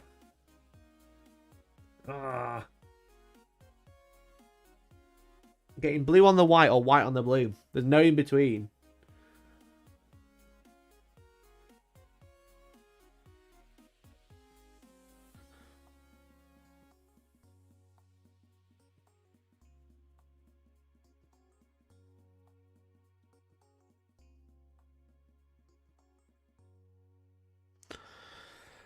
God damn.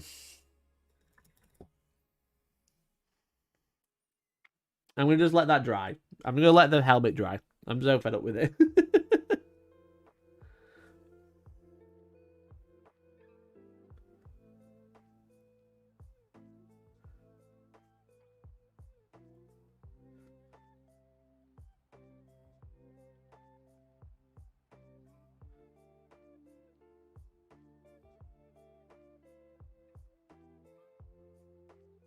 So just reapplying the EAA blue.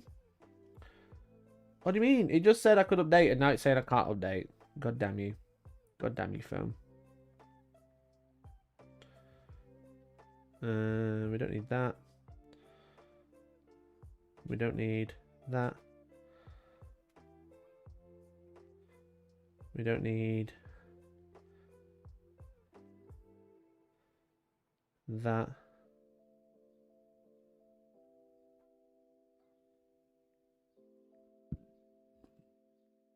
We don't need that. I'm going to delete those shitty apps now. We don't need that.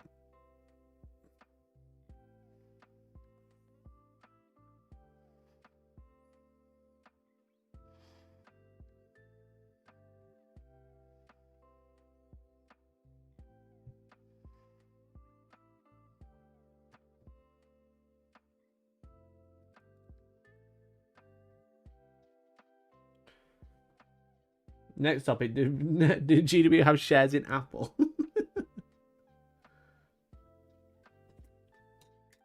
Me trying to paint white lenses on my Marines. That's where I'm at the minute. It's just like, fucking hell. Go away.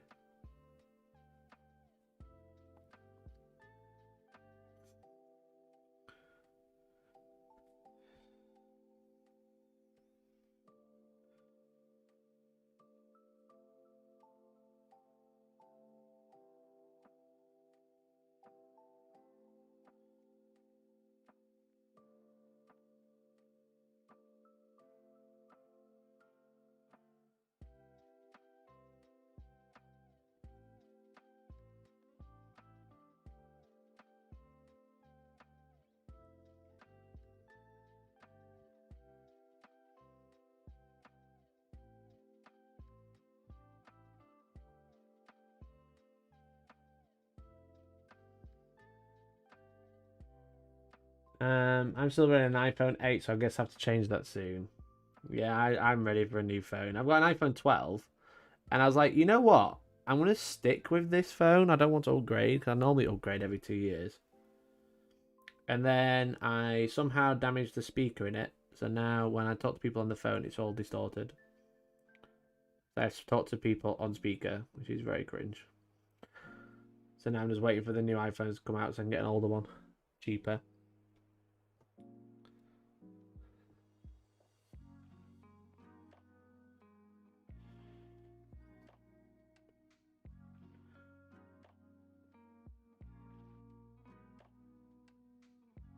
But yeah, I had like fucking paint in there. So I like cleaned it out very softly and now it's all like distorted.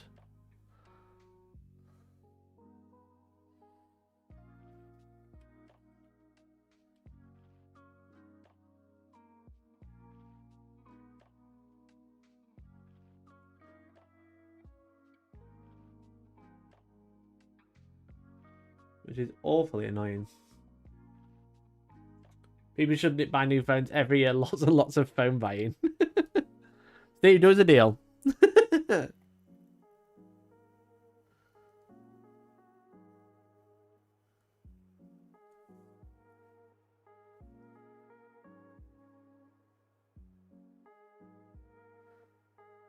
I was like, oh, Steve's looking out for me saying I needed to buy a new phone. He's probably right. And then I remembered what Steve does.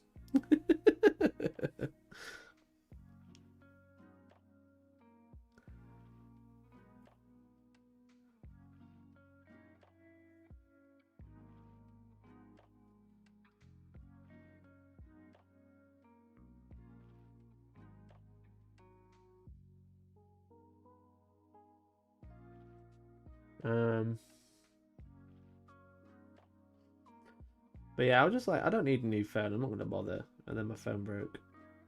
And I fucking... Like I did. So basically... where is it? Where's my older phone? Oh, down here somewhere. So like 2 years ago, I had an XR. This one. 2 weeks before I was due an upgrade. Never had a phone screen on it. Never had a case. Perfect screen, because it's a bit mucky because it's been sat on my desk. Dropped it. Cracked the glass screen all up there. Okay, it's got sellotape on it to hold it in. So I dropped it and cracked it up there. I dropped it loads of times, but I'd had this phone for 2 years, never a problem. 2 weeks before I had to upgrade, I dropped it and cracked it. Right? This one, no phone case, no screen protector for 2 years. Went to UK Games Expo like a month ago, dropped it and cracked it. So I was cracked in 2 places straight across. So I just have a habit of getting to 2 years and then just chucking my phone everywhere.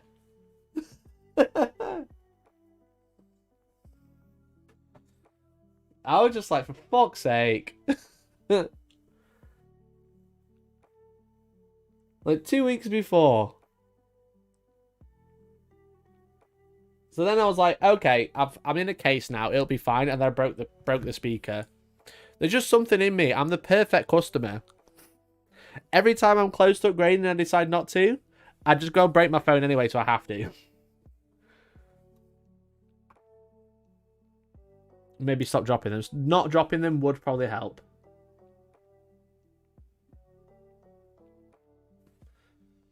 But no, clearly I'm the perfect customer for phones because all I do is wait until I upgrade, then I break them to a point where I need to get a new one rather than not doing it.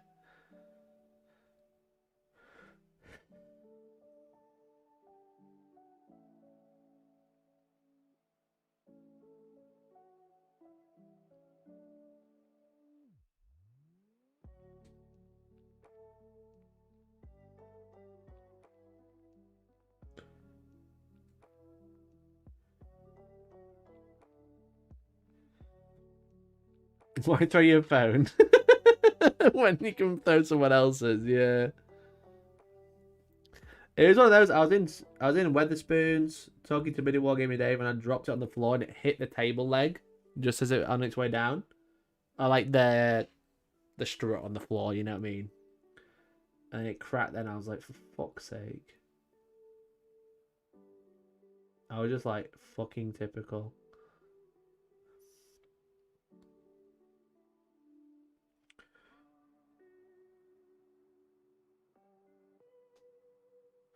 I can't see. Are my eyes dying?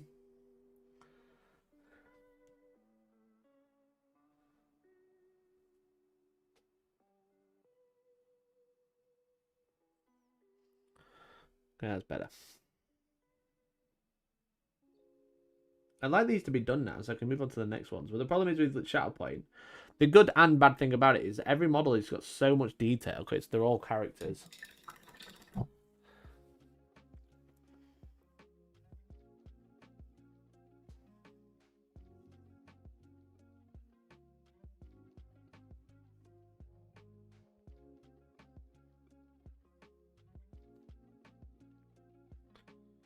But yeah, I'm probably just going to wait for the iPhone 15 now and then get an iPhone 14 when they're cheaper. Because they're so expensive at the minute. That's why you should become a member, so I can get a new phone. Thanks, everyone.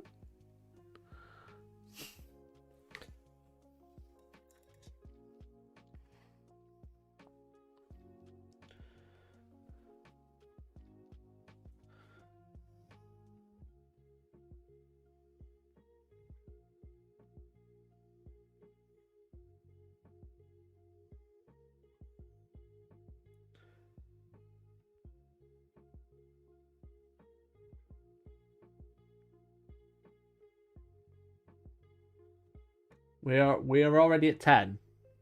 Why stop? Why limit yourself, Decknell?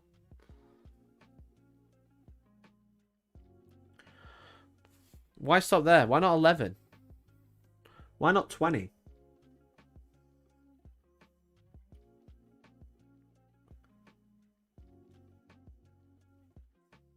The grind never stopped, you know?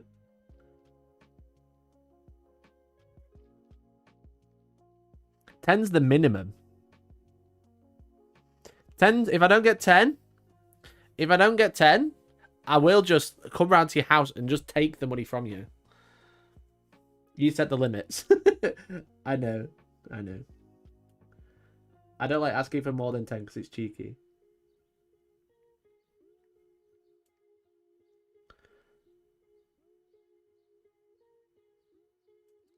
And also be real cringe if I kept asking for more than 10 and then didn't hit it.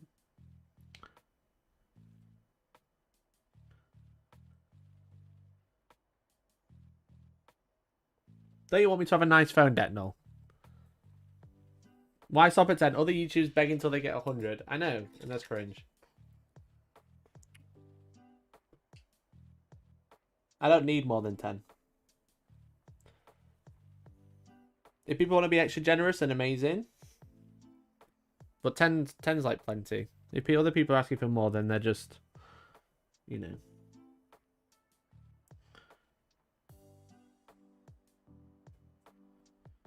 Rhymes with bead.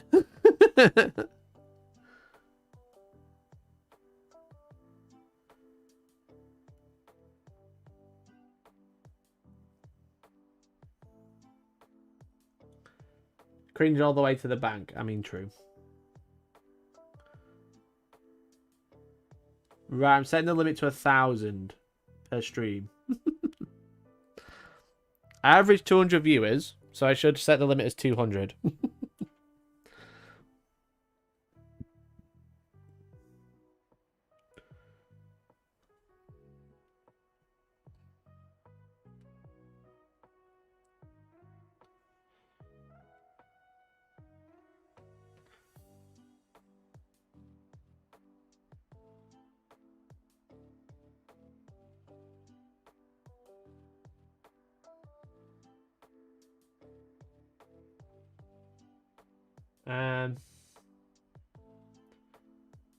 Genuinely, though, if I would dono/gift, I love this community. It was a bit rocky at the start, but it feels like a second internet home. I'm glad, Detnell. Glad you found your foot in. Hey, Dr. Goblin, thanks for the gifted, brother. See, be like Dr. Goblin. Be like Mercenary. Be like Ziggy. Gifted all these member. Wonderful people. Thank you so much, Dr. Goblin. Thanks for the gifted, mate. I would give back for an extra 10 paces to my computer. Member. God. It's like I mean nothing to you, Steve.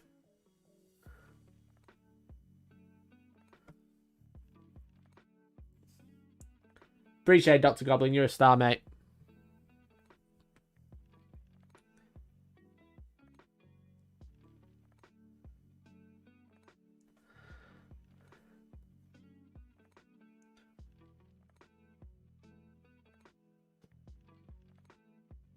I should like gamify it, shouldn't I? I should be like, if we don't get 10 members in 30 minutes, I end the stream. I gifted enough watching the Eldar Spanky. You did. I know you did. Yes, all the pink fluffy lampshades. I love the pink fluffy lampshades. They're so cool in my house. Georgie loves them. That's the main thing.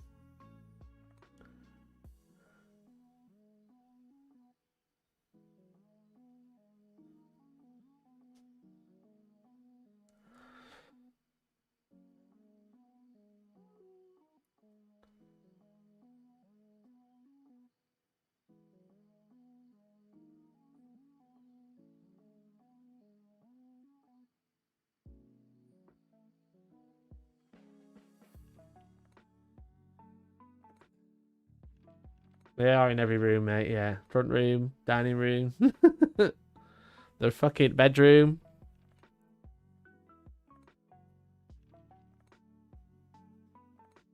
We've run out of lights. to put lampshades on. There's that many.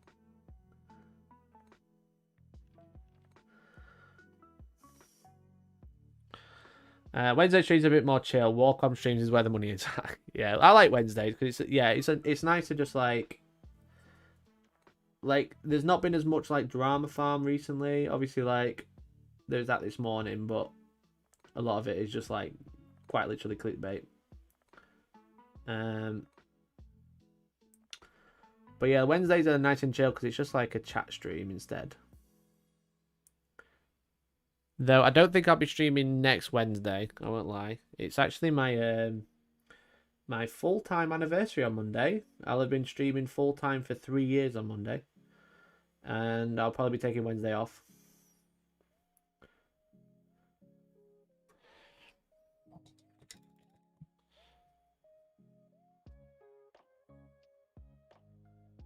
Wednesday and similar streams are the best streams. Don't help with the work though. Today's predicting the future using spreadsheets are impossible anyway, so what's it matter? You sound like GW. Our future projections are really out the fucking window because we don't know what's going on. But yeah, I like the Wednesday streams, but like yeah, the Monday streams are like, if I can speak crassly, the Monday streams are a bit more popular. 3 years of paying Mikey's electricity bill, quite literally.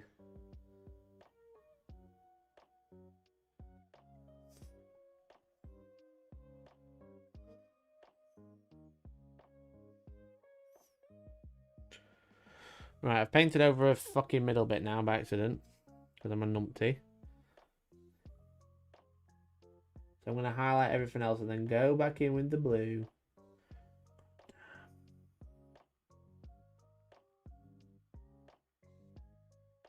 There's that many layers of paint now. I don't know where the edge starts and the paint begins. Mondays we get more grey names just arguing for the sake of it. Don't know, that used to be you. Now look at you. Look how far you've come.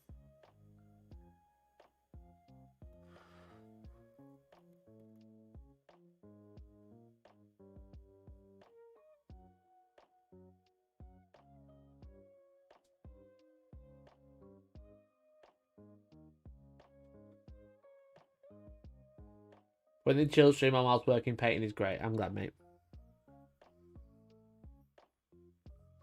No, I just really appreciate everyone hanging out. Like, the only thing I try and do is make sure it's entertaining and you don't feel like you've wasted your time.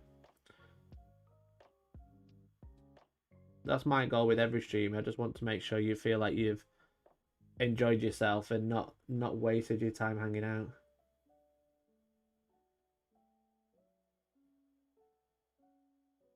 Like, if you learned something or made you laugh, then that's all I'm aiming for.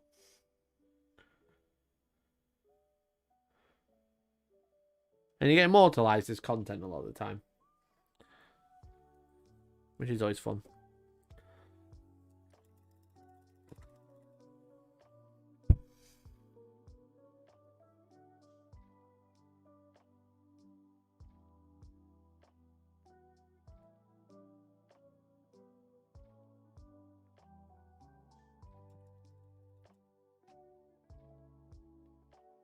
Wednesdays are my day off, so this morning streams forced me to go up and watch them. Nice, bud. Glad to help.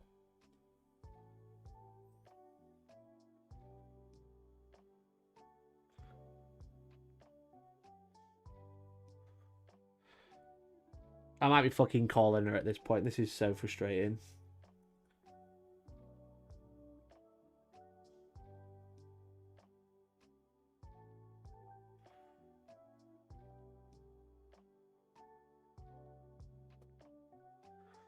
I hate painting Bo-Katan's helmet, I'll tell you that for sure. This is dog shit. It looks so bad. Oh man, it looks awful. I'm not enjoying it, so I'm going to give up.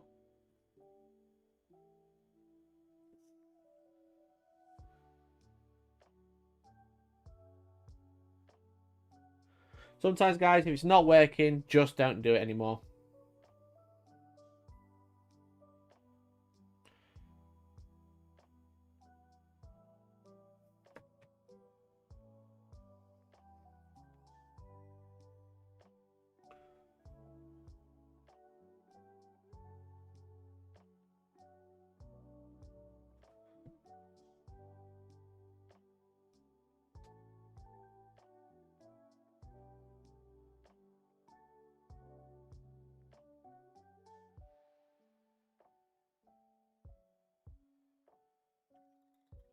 Paint some battle droids. Now I'm only painting the goodies.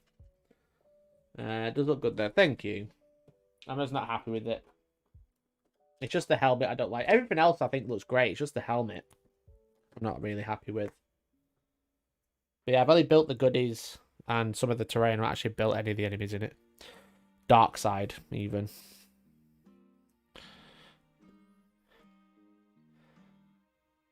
Like, from there, it probably looks alright. It's just like when you're, like, close up. It's like, it's just uneven. I'm really not happy with it.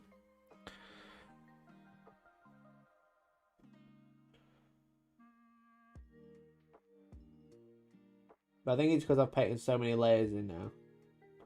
That it's just getting bumpier and bumpier. So I think I'll leave it there.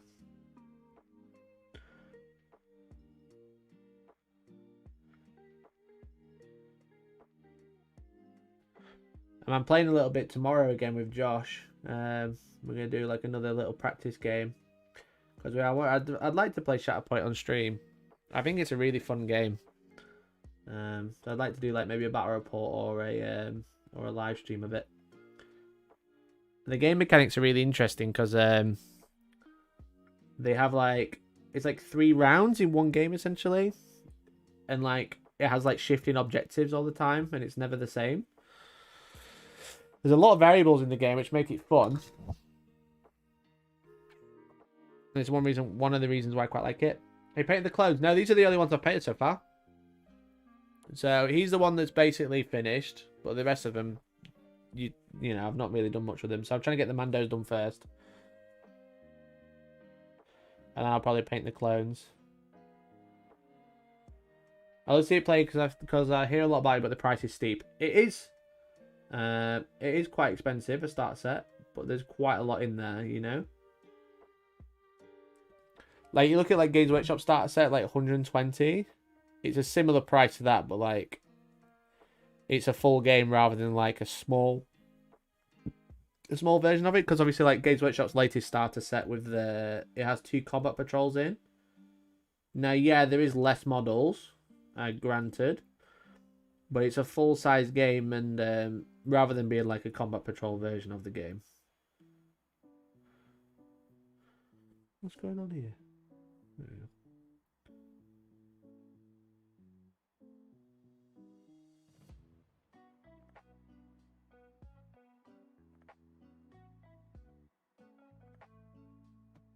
Why did I do this? How do I make this look good? I did just edge highlight, yeah. But yeah, it is kind of expensive, I won't lie.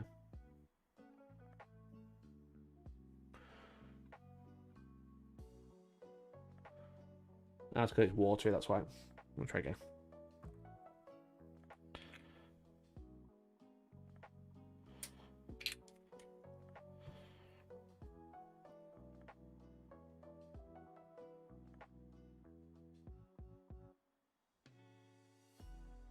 I think it's what, like £165 for the starter set or something? Something along those lines.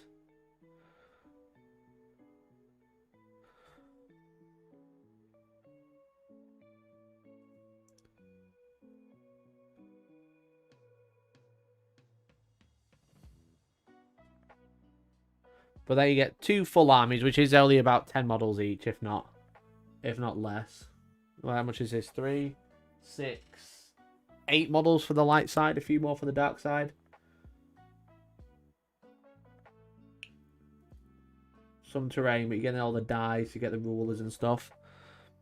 So it is one of those, it's kind of like, it is its own contained game, you don't need to buy anything else. Which is nice, but yeah, 175 is quite a lot.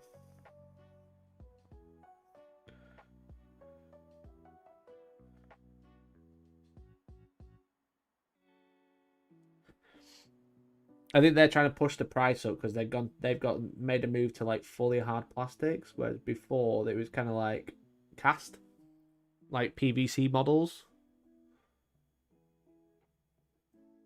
Like the old Legion models were like cast plastic. Now they're moving to hard plastic, but yeah, before it wasn't.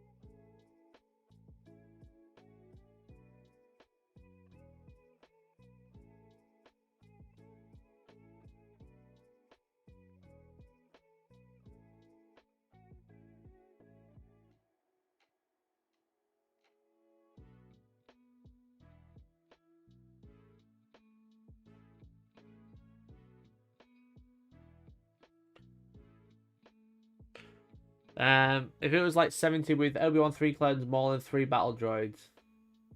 Yeah, I guess so. I think the expansions are quite expensive as well. I think that's a big problem they have. I think Obi-Wan and 3 clones is like 50 quid, which is quite a lot. They've got this really, really cool diorama set for the Obi-Wan TV show where it's like Obi-Wan and Darth Vader. It's called like You Cannot Run. It's gorgeous, but it's like 75 quid. And I'm like, I really want it, but I don't want to. 75 quid's a lot.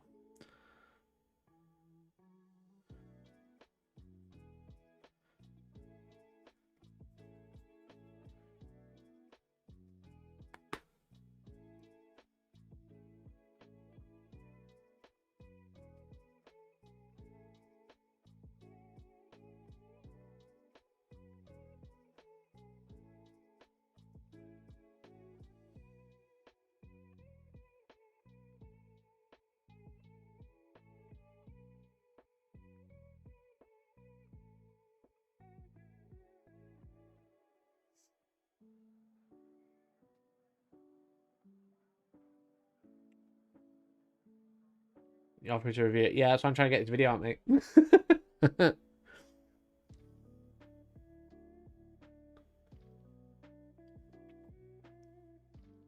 So I'm trying to get these painted.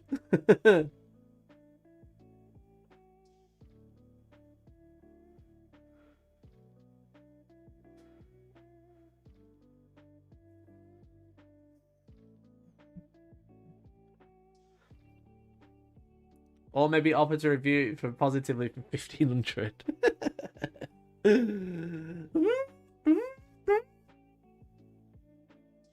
Who would do such a thing?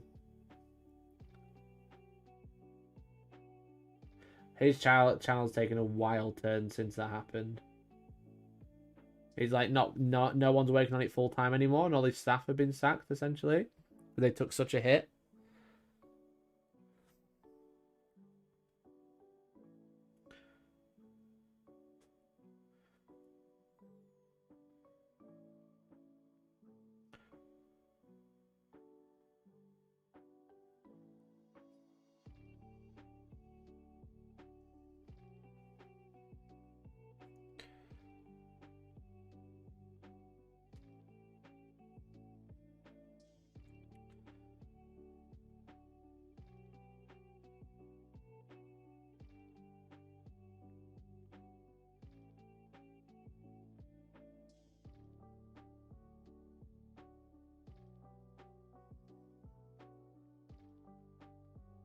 Yeah, pretty crazy to be honest.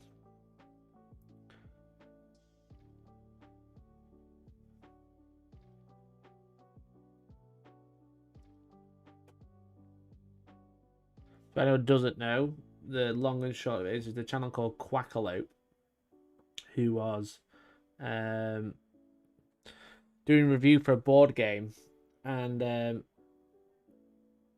they had a negative experience, and people were bringing it up on the board game's Kickstarter, and the publisher of the board game company, the publisher of the board game in question, kind of alluded to the fact that the channel was blackmailing them to put out a good review, and the emails came out and it didn't look great. It's not quite what happened. It's kind of like, we don't want to reshoot all the footage if you're not going to pay us, because we've already filmed it. But that was taken by the internet and Reddit and God knows who to be, oh, they're blackmailing. They're saying we'll only put out a good review if you pay us $7,500 or something, or 1,500 a video. Which isn't what happened, but it didn't read too great. But since that channel, they've lost thousands of subscribers, they've lost loads of patrons, they've lost loads of sponsors, so the channel just like fucking hit the floor basically. Maybe he needed a ukulele for his sorry video. Yeah, literally. Yeah, his apology video wasn't great either. It was kind of like, sorry you read it that way, that's not what I meant, which is what happened, but it's not what you should say in an apology.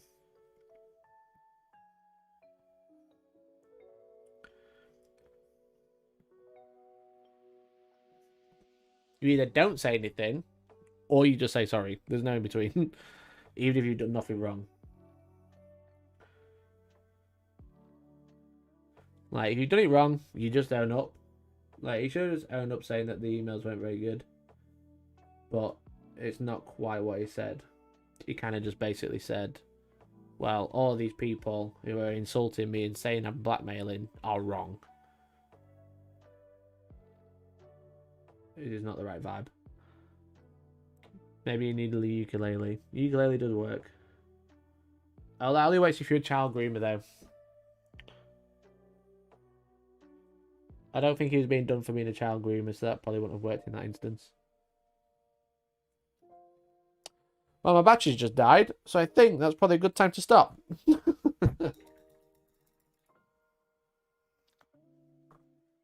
Okay. So, probably a good time to stop if my battery's dead. I don't know why it said it's plugged in. I still need to get that dummy battery. But it's been fun. I've been streaming for 4 hours, just shy of. And yeah, it's been fun. It's been emotional. I've got a video coming out today. I'll show you the reason why. Because is it this one? No. Where is it? Where's it gone? Or did I throw them away? I think I threw them away. Let me grab one.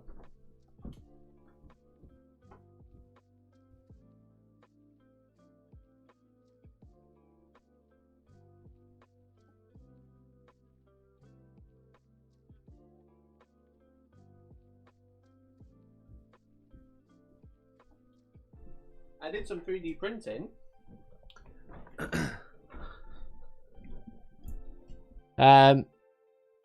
I did some 3D printing and this happened.